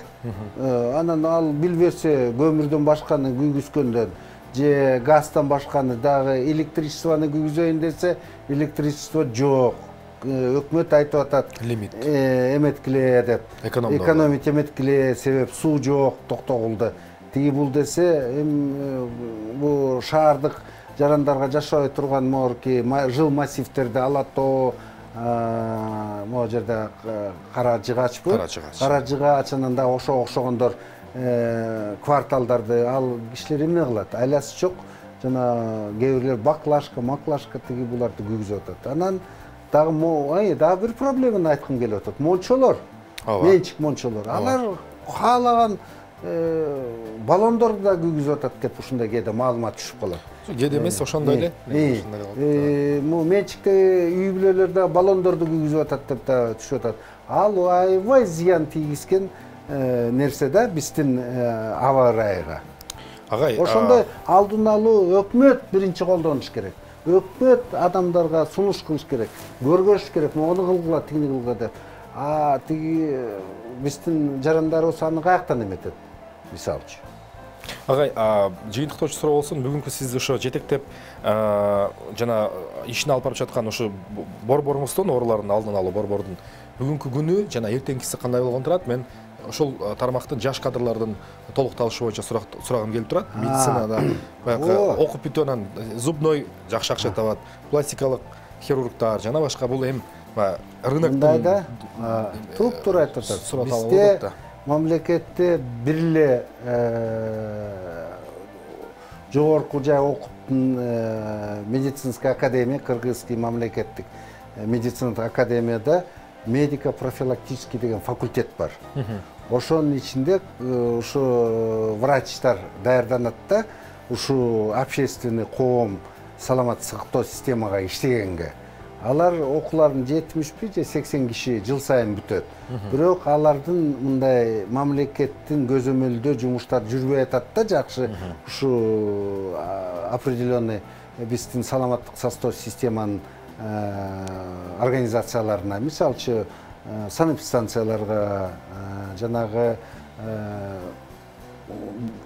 укрепление здоровья деген ушундай популяционный алдын алуу жумуштарды жүргүзүп турган адистер керек болуп атат да.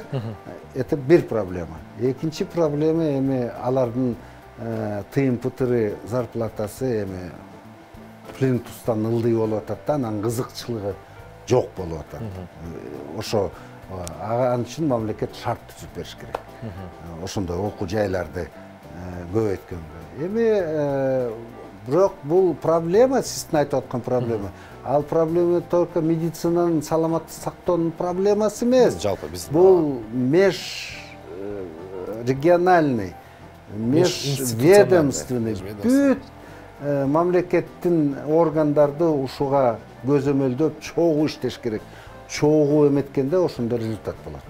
Анан кийин бул оору, анан аба ырайы, экологиясы, тамак ашы, өзүнүн ден соолугу, бул саламат сактоо системаныкы деп жалгыз ошолор ушуну көзөмөлдөп ошолор жыйынтык чыгарыш керек деген эң туура эмес.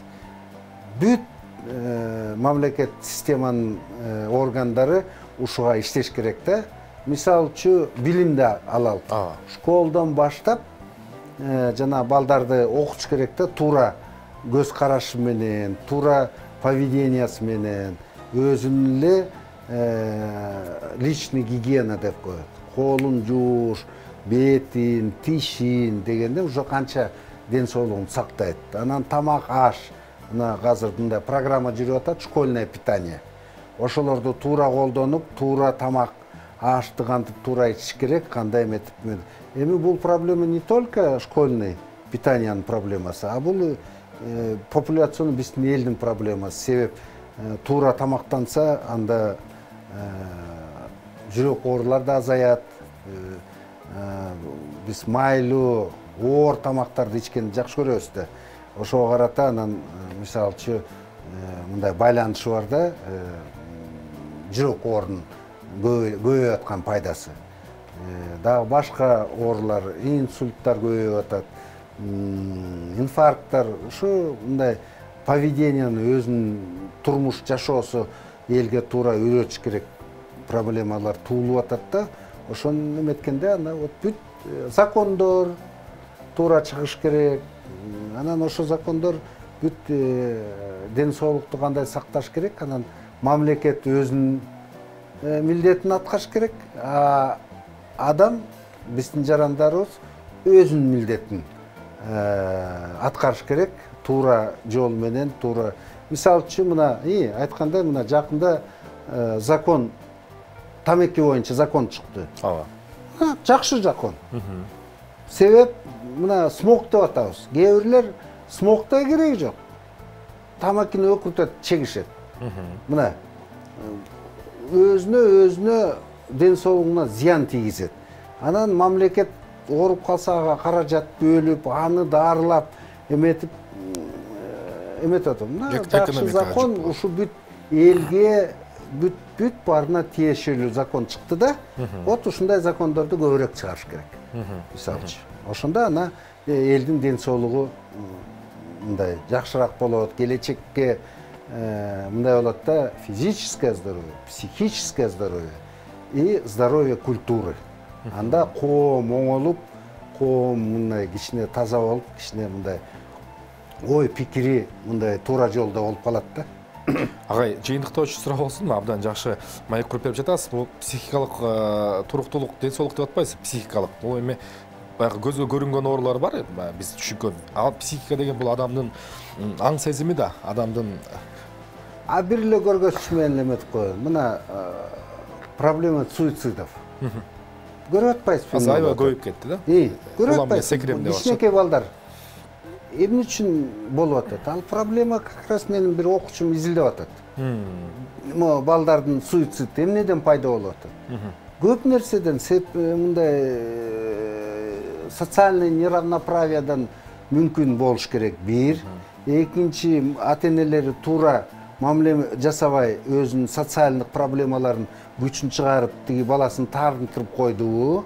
Үчүнчү дагы деп ал проблемаларды изилдеш керек да. Билиш керек да, эмне үчүн андай болуп атат. Суицидтер именно балдардын арасында. Экинчи проблема ДТП. Бул окружающий экологический түбө эле жанагы согуштан келип аткан сводкадай болуп атат да.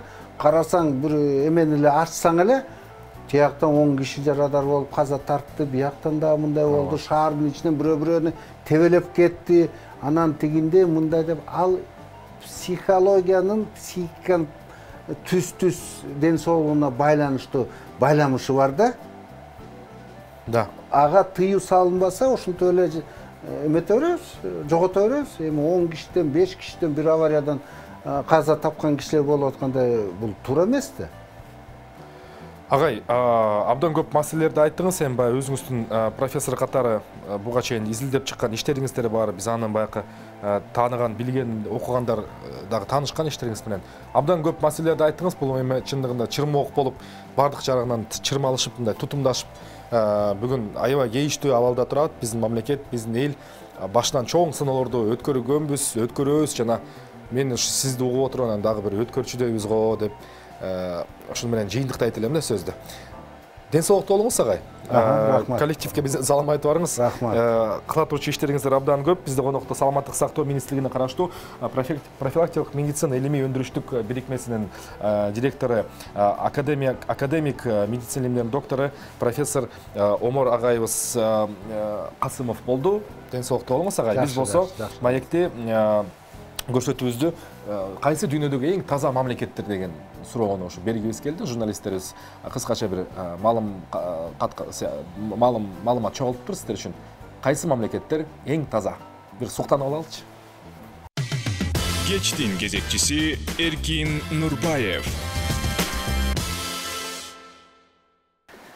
Бүгүн биз Бишкек кыш маселеси дедик элек. Бишкек шаардык санитардык полигон келип кетти конокто бизде. Анан мына ооруларды алдын алуу институту борборунун жетекчиси Омор агайыбыз келип кетти. Азыр болсо биз ушу шаарыбыздын көркү, шаарыбыздын бүгүнкүсү жана эртеңкиси тууралуу Кыргыз Республикасы Министрлер Кабинетине караштуу архитектура, курулуш жана турак жай коммуналдык чарба мамлекеттик агенттигинин алдындагы шаар куруу жана архитектура мамлекеттик долбоорлоо институтунун директору Азирет Акимов бизде конокто. Азирет мырза, рахмат убакыт таап келип бергениңизге. Бүгүн биз шаардын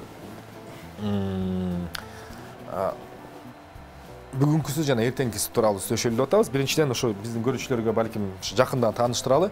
Сиздердин институтуңуздар негизинен кандай иштер менен алектенет? Мен эми түшүнүп турам, баягы долбоорлоо институту дегенден кийин проектный институт, бул демек ушундай болсо керек, ушундай болсо жакшы болот деп иштейсиздер. Сизден кыскача бир аныктама түшүнүрүп алып кетсин. Туура эле. Биринчиден ассалам алейкум. Чакырганыңыздарга чоң рахмат. Өзүбүздүн институттун аты эле айтып турат, ушу шаар куруу жана долбоорлоо деп.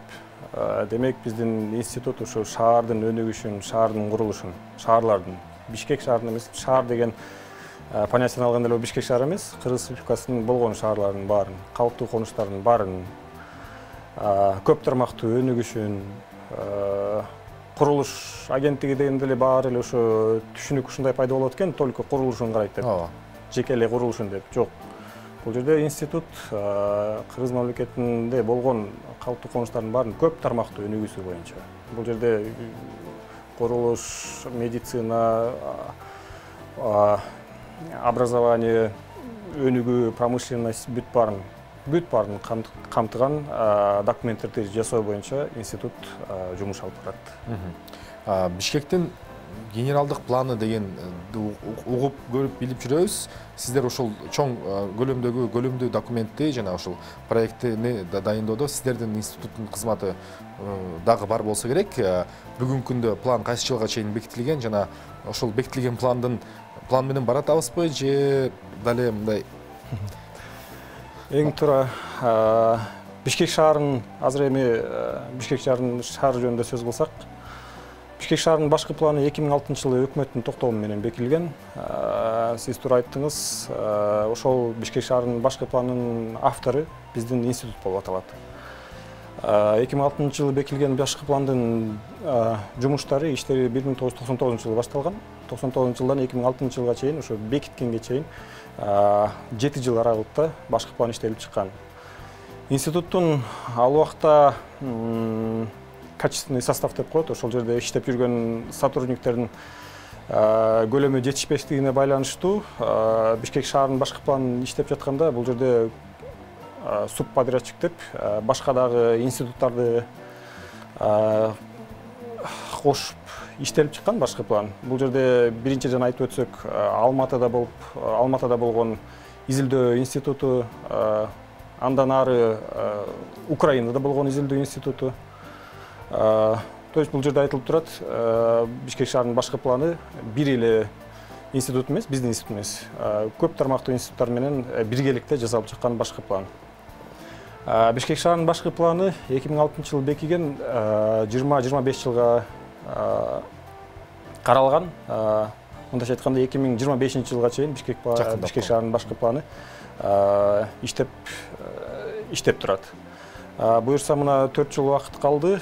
Бишкек шаарынын башкы планынын өзүнүн актуалдуулугун жоготуп, буюрса жаңы башкы план боюнча жумуштар азыр алып барылат. Бул боюнча мен алдыда дагы кененирээк айтып берсем, азыркы бекитилген башкы план боюнча азыркы ушу 2006-дан бери 2025-ке чейин өнүгүп Бишкек шаарынын өнүгүшү боюнча 2006 бекитилгенден кийин 2010-жылы ар кандай экономикалык, политикалык дестабилизация болуп мамлекетибизде Бишкек шаары бул ошол дестабилизацияда пострадавший, жабыр тарткан шаарлардын бири ушу Бишкек шаары болду да.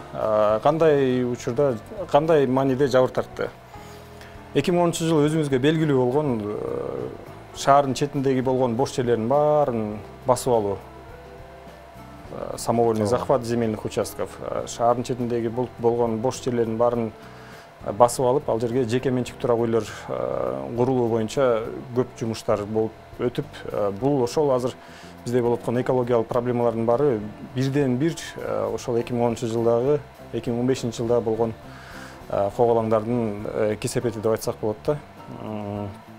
Ошол 2006-жылы бекиген Бишкек шаарынын башкы планында азыркы басылып кеткен, ошол убакта басып алган жерлердин баары башкача тармактарда өнүгүү боюнча стратегия жанагы генпланда жумуш жасалган болчу, көрсөтүлгөн болчу. Мисалы үчүн ошол эле азыркы жыл массивтердин ордунда көп кабаттуу үйлөр курулуш керек болчу. Кандайдыр бир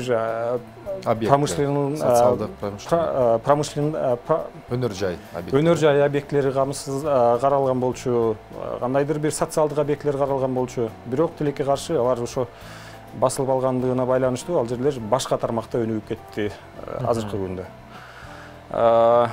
Турмуш өзүнүн жанагы немесин киргизет экен, корректировкасын киргизет экен, баары биз пландагандай болбойт экен. Бул мына азыр ошо бүт баары бизге пример болуп турат Бишкек шаары. Планируй, но все равно жизнь внесет свои коррективы дегендей. Бишкек шаарынын башкы планы 2010-жылы, 2015-жылы болгон ушул өлкөдөгү акыбал, өлкөдөгү көйгөйлөр боюнча актуалдуулугун кандайдыр бир себепте жокко эсеп болду. Кандай маани дегендей. Ошол эле айтып атпаймынбы, биз долбоорлоп бул жерлер мындай багытта өнүгүш керек деген жерлердин баары башка багытта өнүгүп, башкы план өзүнүн актуалдуулугун жоготуп койду да. Бул кандайдыр бир эсе кичинекей өзгөрүүлөр болсо дагы, баягы 10 жылдык, 5 жылдык, 15-20 жылдык багытты алсак, 15 жылдык расчёттарды алып турган болсок, бул уже көп пропорционально өсүп чоң көлөмдөгү көйгөйлөргө айланып бүтөт да.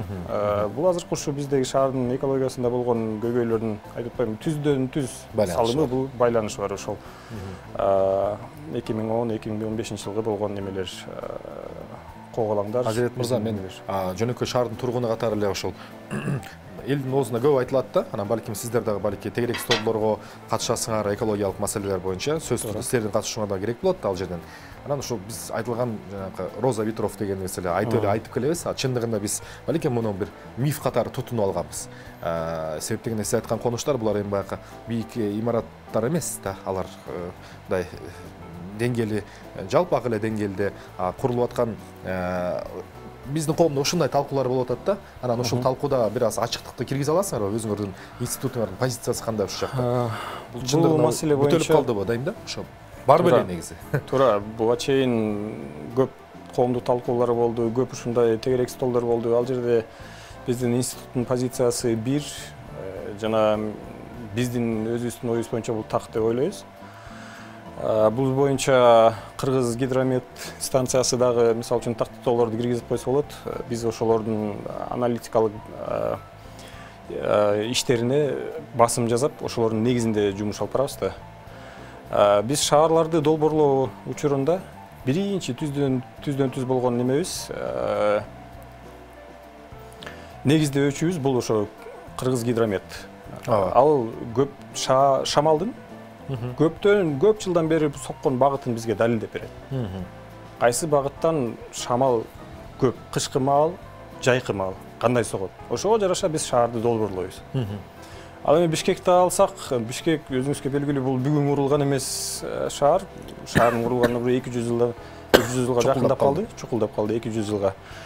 Анан ошол айтылып келип атпайбы, жаңы башкы чийилгенде эле ошо Роза Ветров ошол шаардын шамалдын согушу учетко алынган эмес, эсептелген эмес деген суроолор да болот. Ошондой ар кандай пикирлер айтылат, бирок бул пикирлерге биз кошулбайбыз. Эмне дегенде шаардын мисалы үчүн 200 жылдан бери калыптанып калган шаарды биз жаңы башкы чийип атканда кардинально өзгөртүп башка багытта өнүгүүсүн көрсөткөн жокпуз да. Ошол эле мисалы үчүн биздин денебизде кандын жүрүшүн бул кан тамырлар камсыз кылса, шаардын ичинде шамалдын жүрүшүн бул ошол магистралдык көчөлөр камсыз кылат. Сиз өзүңүз айтып атпайсызбы, ошо көп кабаттуу үйлөр депчи. Действительности шамал жер деңгээлинде да шамал согот. Ооба. И бийик, аябай бийик деңгээлде дагы 200-100 метрден ашык деңгээлде дагы шамал согот. Ошол шаардын таза аба менен камсыз кылуу негизги бул немелер, бул ошо шаардын магистралдык көчөлөрү, суунун жээктери, суунун руслолору да. Биз шаардын ичинде эки дарыя өтөт, Аламедин, Аларча. Булар бүт ошол шаардын Роза Ветров шамалдын согушу, шамалдын соккон багыты менен жайгашкан, ошол шамалдын согушу менен багытында барган дарыялар экөө тең. Мисалы үчүн ошо Роза Ветров боюнча айтып кетсем, кыш мезгилинде Бишкек шаарында шамалдын көпчүлүк шамал преобладающий, господствующий ветра деп коет. Ошо басым кылган шамалдар шаардын юг жагынан, тоо тараптан шаардын Казакстан жакка согот. Түндүк тарабына. Түштүк тараптан түндүк тарапка. Анан дагы бир басым кылган шамал бул ошо юго-восток. Тоо тараптан, опять же, ушу тоо тараптан юго-востоктон согот. Бул кышкы мезгилдерибизде. А эми жайкы мезгилде шаардын батыш тарабынан чыгыш тарабына. Азыр өзүңүз ошо шаардын үстүнөн элестетип көрсөңүз, биздин баардык көчөлөрдүн баары ошо шахмат турда кесилишкен, түндүк түштүк, чыгыш батыш. Ооба. Бул эмне дейт? Бул эмнени айтып турат? Бул айтып турат, что Бишкек шаары башынан калыптанып, башынан долбоорлонуп, чийилип башталган да. Когда закладывали город. Калыптап аткан шаарды. Ушул Роза Ветровду эске алуу менен калыптанган шаар. А биз ошондон кийин кандай шаардын кандай өнүгүүсүн болбосун дагы биз ошол шамалдын багыты бул көп жылга, 50 жыл, 100 жылга чейин шамалдын багыты өзгөрбөйт. Ар кандай кырдаалар болот, бирок бул өзгөрүүлөр незначительный. Мисалы үчүн 50 жылда мисалы үчүн шамалдын соккон багыты 1 сантиметр, 3 сантиметрге чейин өзгөрүшү мүмкүн да. Мындайча айтканда биз азыр долбоорлосок деле 10 жылдан кийин долбоорлосок, 30 жылдан кийин долбоорлосок деле шаардын структурасы, азыркы калыптанган структурасы калат. Шаардын ошо соккон шамалдарын эске салуу менен структурасы өзгөрбөйт. Мисалы үчүн айтып атпаймынбы, ар кандай пикирлер айтылып келет. 2006-жылы жасалган генплан ошол шаардын соккон шамалын эске жолун бууп салды, андай мындай деген ой пикирлер айтылат. Бирок эми буга биз эксперт катары, специалисттер катары буга кошулбайбыз. Жана далилдериңер бар, Естественно, бул Кыргыз гидромет өзүнүн далилдерин бүгүн азыр мисалы үчүн сайтка кирсеңиздер эле өзүнүн далилдери баары турат, көрсөтүлүп. Элементарно Бишкек шаарында жайгашкан ошо ТЭЦтин трубаларын карап турсаңыз, мисалы үчүн азыр кечки маалда чыгып туруп карасаңыз, түтүн кайсы жакка барат? Тоо тараптан соккон шамал Казакстан тарапка жана аэропорт тарапка, жана юго-восток. Ооба. Кыйгачынан кеткен. Кыйгачынан кеткен. Ошол багытта түтүн неме болуп турат да, иизи калып турат. Азырет мырза, мына шаарды долбоорлоо дегенде биздин дагы бир ошол такай шаардыктардын арасында сүйлөшүлгөн эксперттик коомчулуктун арасында талкууланып келген бул единый архитектурный облик деп эле угуп кетебиз, айтылып келет. Анан эми чындыгында бүгүн биз маалымат заманында жашап калдык. 10 жыл менен бүгүнкү күндүн айырмасы чындыгында абдан зор деп мен жеке ойлойм. Мен айтайын дегеним ошол дүйнө жүзүндө ар кайсы интерактивдүү карталар ачылды, бюджет негизи туризм аркылуу толтурсак болот, жана башка бунун бардыгы тутамдаш бир тутум да, бир чоң тутум. Бул биздин кыялбы же чындыгында ушул нерсени мындай ооздуктап, ошол нерсеге мындай силер өзүңөрдүн позицияларды бекемдеп кое аласыңарбы? Биз бирөөчө шаарды көргөнүбүз жакшыбы же чындыгын ушул бойдон кете берсин, ошол хаостун арасында анан дагы бир мындай ирээттүүлүк пайда болот деген мыйзам бар го. Балким ошону карманып атасыздарбы дейм да, балким алыңар жетпей калды. Туура, өзү негизи бизде закон бар. Архитектура жана шаар куруу боюнча закон бар. Ал жерде беренелерин карап отурсак, жакшы беренелер бар. Кыргыздын өзүнүн нукура архитектурасы деген пункттары бар. Колорит, кыргыз колорити боюнча заманбап кандайдыр бир объектилер тура турган болсо, ошо кыргыздын нукура колоритин сактоо менен кандайдыр бир келбетинде, фасадында ошо бир кандайдыр бир оймо чийилмелер деп коелу, мындайча айтканда, же болбосо ошол зданиянын формасы кыргыз архитектурасына таандык кылып, ошондой бир атайын нукура кыргыз өңдө долбоорлоо деген немелер бар да, беренелер бар да. А бирок кыргыз архитектурасы дегенде суроо жатат да. А кыргыз архитектурасы болгонбу, болгон эмеспи дегенчи. Бул негизги суроо да. Түшүнүп атам. Биз эми кочевой народ. Оседлый образ жизни, бизге туруктуу, бир жерде туруктуу калыптанып, бир жерде өнүгүү деген бизге кийинчерээк келди да. Ага чейин биз ушу кочевниктер жайында тоого чыгып, тоодон кайра кыштоого түшүп дегендей да. Ошон үчүн биздин архитектура, кыргыз архитектурасы мындай калыптана элек да. Менин оюмча, бул жеке менин өзүмдүн оюм. Мисалы үчүн азыркы болгон архитекторлордун ой пикирлери ар кандай болушу мүмкүн. А менин оюмча ошол биздин кыргыздын нукура архитектурасы бул калыптана элек. Ошон үчүн азыркы мисалы үчүн курулуп аткан жаңы объектилер, жаңы имараттардын баары бул чет өлкөдө болгон в западных странах, чет өлкөдө болгон опытты биздин Бишкек шаарына келип, ошону интеграция кылуу да. Бүт эле объектилерди карап турган болсок, ошо бүт эле жанагы эле бетон, терезе, бетон жана терезе. Бүт баары бир стилде. Мисалы үчүн ошол эле рынокто болгон, биздин ички рынокто болгон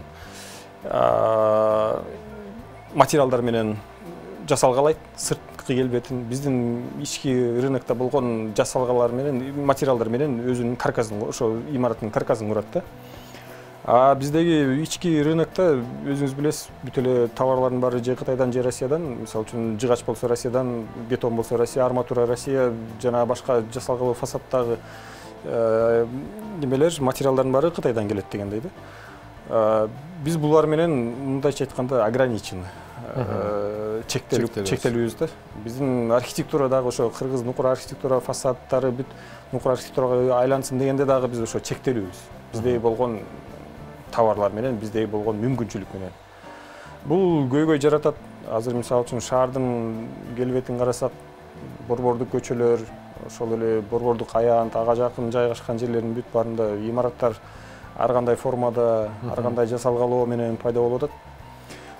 Долбоорлоп жатып, шаардын өнүгүү документтерин долбоорлоп атканда, мисалы үчүн ошол эле башкы план, андан кийинки этаптары, проект застройки, курулуш застройкасынын деталдык пландоо долбоору деген документтер жасалат. Биз ал жерде кандайдыр бир требованияларды, өзүбүздүн талаптарыбызды коебуз. Фасады мондой жасалгаласын, мисалы үчүн бийиктиги мондой болсун деген нормалары бүт баары бар. Мисалы үчүн азыр ошо борбордук жакта өзүбүздүн ак үйүбүзгө жакын, площадька жакын жерлерде мисалы үчүн этажность боюнча кабаттоо боюнча чектөө бар. 7 этаждан өтпөш керек деген мисалы үчүн немелер бар да, талаптар бар. Мисалы үчүн кандайдыр бир архитектуралык баалуулукту билдирген кандайдыр бир имарат боло турган болсо, ошонун жанындагы объектилердин баары ошол жанында турган архитектуралык баалуу имараттын фасадынан өзгөртүү болбосун, кандайдыр бир өзгөрүүлөр болбосун, өзгөрүүлөр эмес, отличие. Айырмачылык болбосун дегендер, мисалы үчүн талаптары бар. Минкультура менен макулдашылып, анан атайын макулдашуунун негизинде анан кийин курулат деген бүт нормалары бар. Ушул акыркы 10 жыл ичинде Бишкек шаарында аябай курулуш тармагы өнүгүп, салымын кошуп келаткан тармактардын бири бул ушу курулуш тармагы болуп эсептелет. Мына акыркы 10 жылдын ичинде. Бишкек шаарынын экономикасынын 30%, дээрлик 30%-не чейин ошо именно курулуш тармагы кошот өз салымынча. Бул эмнеге келип жетти? Биз азыркы ушу шаардын экологиялык жактагы болгон проблемалары, архитектуралык, эстетикалык жагындагы болгон проблемалардын баары бул баягы нет худа без добра дегендей, бир жагынан салым кошуп, бир жагынан ушундай зыянын келтирет дегендей да. Түшүнүп атам. То есть ушул эми ортодо балансты кармап, кандайдыр бир дальше мындан ары кандайдыр бир балансты кармап, салымын кошуп, бирок ошо зыянын келтирбеген деген неме менен кетсек, золотая серединаны кетсек, бул жакшы болот дейм да. Жанагы нормаларды, шаардын өнүгүшү боюнча документтердин бүт баарын иштөөдөн, немелердин баарын токтотуштун кереги жок. Мисалы үчүн 2 жыл мурда алсак, биз институт тарабынан иштелген деталдык пландоо долбоору, Бишкек шаарынын борбордук жагындагы деталдык пландоо долбоорлоо документин иштелип чыгып, 2020-жылы сот тарабынан токтотуп, кайра аркага кетирди, доработкага деп. Бул бирок мындайча айтканда, ачык эле айтыш керек, шаарда болгон кандайдыр бир ири курулуучу компаниялардын же болбосо кандайдыр бир влиятельный кишилердин кызыкчылыгы, кандайдыр бир топтордун кызыкчылыгы үчүн болгон маселе болуп калды. Ошонун негизинде бул документ жокко чыгарылып калды да. Бирок мындай бул жаман тенденция, бул жаман көрүнүш. Мындай болбош керек. Контролду, шаардын өнүгүшүн контролду кармаган документтердин баары иштеш керек. Туура иштеш керек и болуш керек ошондой документтер. Азирет мырза, бүгүн шаар куруу дегенде биз бир гана архитектуралык эмес, шаардын кан тамыры болгон ушу жолдор маселесинде сүйлөшкүм келет. Менин кыялымдагы шаар бул пешеходдор үчүн, жөө жүргүнчүлөр үчүн шаар. Мен ойлойм, мындай экономикалык жактан алганда, эстетикалык, туризм жагынан алганда биздин шаар жеке мындай жалпы чакан шаар десек болот, салыштырмалуу. Ошондуктан жөө жүргүнчүлөрдүн экономикасы да абдан динамикалуу болот, машина менен зуу өтүп көчөктү барып жолдон бир 2 балмуздак алып жесең деле, мисалы, бул сенин экономикаңда. Бүгүн реалдуу түрдө Бишкек шаарында ошо азыркы турпаты менен променад долбоору ишке ашырышы мүмкүн, эгер болсо, эгер каралып аткан болсо, кайсы көчөлөрдүн шаардын кайсы бөлүгүндө каралат, жана негизи эле ушул променадтар жасоодо бираз приоритеттүүлүктү берсек туура дейсиңерби? Ушул боюнча бир айтып кетсеңиз. Эң туура, аябай менин жүрөгүмө жаккан суроону бердиңиз да. Шаар куруу дегенде биз баарыбыз эле ошо бир эле курулуш тармагын эске түшөт, ошондой ойлойт экенбиз да. Жок, биз жасаган документтер бул шаардын көп тармактуу өнүгүш, социалдык, экономикалык, курулуш тармагы, производство, бүт тармактардын баарын камсыздайт да. Ошол эле учурда элдин приоритети элдин ден соолугу, элге ыңгайлуулугу. Ошол шаарды долбоорлоп жатканда приоритет именно ушу шаардын жашоочусу болуш керек да. Бул институтта жазылган документтердин баарында бул приоритет болуп турат бүгүнкү күндө. Променад боюнча айттыңыз, ошо променад ошол эле мен жана айтып кеткен 2019-жылы жазылган документте 2020-жылы жокко чыгып калган документтин составын карасак, ошол жерде транспорт схемасы, жашылдандыруу схемасы, курулуш схемасы, экономикалык схемалар, бүт схемалардын баарын камсыздайт да. Ошол жерде мисалы үчүн сиз айткандай транспорт схемасы бар. Ал транспорт схемасынын карап изилдесеңиз, ал жерде сиз айткан променадтардын баары кайсыл жерде мүмкүн, кайсыл жерде бүгүнкү күндө, сиз айткандай бүгүнкү реалдуу күндө жасап чыгуу, куруу мүмкүнчүлүгү бар деген изилденип, жөн эле чийип койбой, жөн эле чийип коюу эмес. Бул изилденип такталгандан кийин жасалган жумуш да. Киев көчөсү, шаарыбыздын. Борбордук көчө, Ош шаарынан Ош базарынан башталып, биздин Ибраимова, Дордой плазага чейин. Ибраимова көчөсүнө чейин, Султан Ибраимова көчөсүнө чейин көчө. Элестетип, азыр элестетип көрсөңүз, ушу Киев көчөсүндө көп шаарыбыздын көп муниципалдык башкармалары, көп мамлекеттик башкармалардын зданиялары бар, көп сода түйүндөрү, ири сода түйүндөрү бар ушул көчөбүздөчү. Мындайча айтканда, Чүй көчөсүн естественно жазаганга болбойт. Токтогул көчөсүн жазаганга болбойт. Киев көчөсүн именно ошо айтып атпаймынбы, көп немелердин баарын жайгашкандыгына байланыштуу, аябай ыңгайлуу. Киев көчөсүнүн конкреттүү долбоору бар. Бул боюнча Бишкек шаардык башкы архитектурасына кайрылсаңыздар, бул жерде биздин институтта бар, биздин институт тараптан жасалган долбоор бар, Бишкек башкы архитектура тарабынан жасалган долбоор бар. Долбоорлордун Киев эле көчөсүндө эмес, Рыскулова көчөсүндө бар, ошондой эле жанагы пешеход көчөлөрүн, променад көчөлөрүн неме кылуу, долбоорлоо боюнчачы. Бишкек шаардык башкы архитектурасында ушу Киев менен Рыскулова көчөсү эмес, андан сырткары бүт ушу Манас көчөсүндө кандайдыр бир отрезактарын, ортодогу Эркиндик менен Молодая гвардия бульварлардын ортосунда дагы бир ошондой пешеходдук связьтер, пешеходдук байланымталар, түйүн байланымталарды куруу боюнча, организовать эткен боюнча. Андан сырткары жанагы эле ошо сиз айткандай пешеход эле эмес, велосипедтер жолдору. Бул схемалардын баары, долбоорлордун бүт баары бар. Суроо башкада, суроо ошол долбоорлорду ишке ашыруу.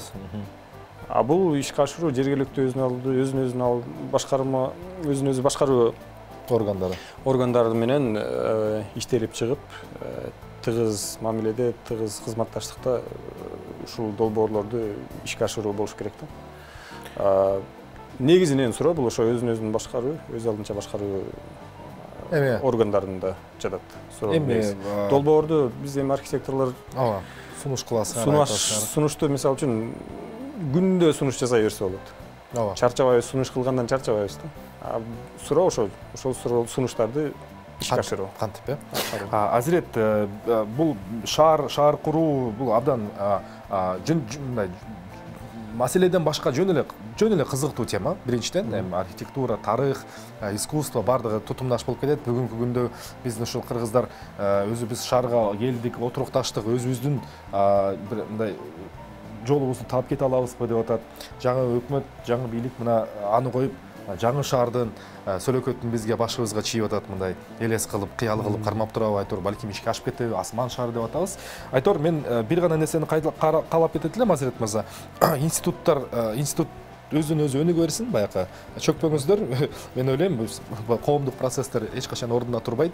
Эрте эле кечпи ошол Бишкек шаарында эртеңки күнү мындай өзүнүн табиятын таап, башкаларга окшош эмес, бирок өзүнүн жолу менен өнүгө турган эң сонун шаар жана таза экологиялык, экономикалык жактан мындай илгери бир шаарлардын бири болот деп мен ишенем.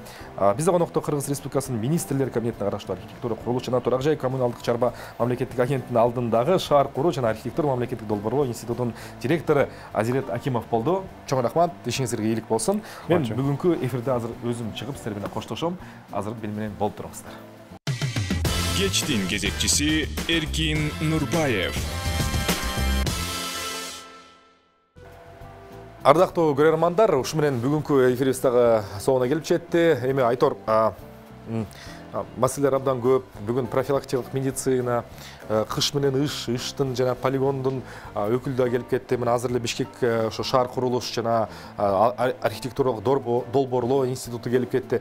Эми ким менен сүйлөшпөйүн, кайсы тарап менен сүйлөшпөйүн, кандай маселе болбосун, мунун баардыгы бир мындай тутумдаш, бири-бири менен терең айкалышкан, ушунчалык бири-биринен ажырагыс, анан мындай таштай болуп катып калган баягы эле биздин ашатып сөккөн, урушкан, бирок эч нерсе кыла албай аткан, ордунан жылдырап айткан, эми ушундай болуп калды да. Ушу бүгүнкү чындык ошол, биздин система ошол деп эле айтып атабыз. Бирок мен ишенем, канчалык көп маселелер бүгүн ортого салынса, канча талкууланса, канчалык ушу чындыкты өнүгүү жолун издөө канчалык көбүрөөк айтылса, бул жоктон көрө жогору дегенди түшүндүрөт мен үчүн. Ошон үчүн мен каалайт элем, эмнеси болсо дагы бул көзгө көрүнбөгөн, баягы эле биз кашкап жүргөн сөз эркиндиги, пикир эркиндиги бар, айтылсын, бири-бири менен талашсын, тартышсын, анан ошол жактан чындык чыгарылат го деп ойлойм. Айтор, эртең кайрадан биз актуалдуу маселелерди ортого көтөрөбүз, меймандарды төргө чакырабыз, сиздер үчүн кызмат кылабыз. Аман туруңуздар, сак туруңуздар, ыштан абайлаңыздар, Бишкек шаарынын тургундары өзгөчө, ден соолукка кам көргүлө. Жакында көрүшөбүз. Салам, барыңарга.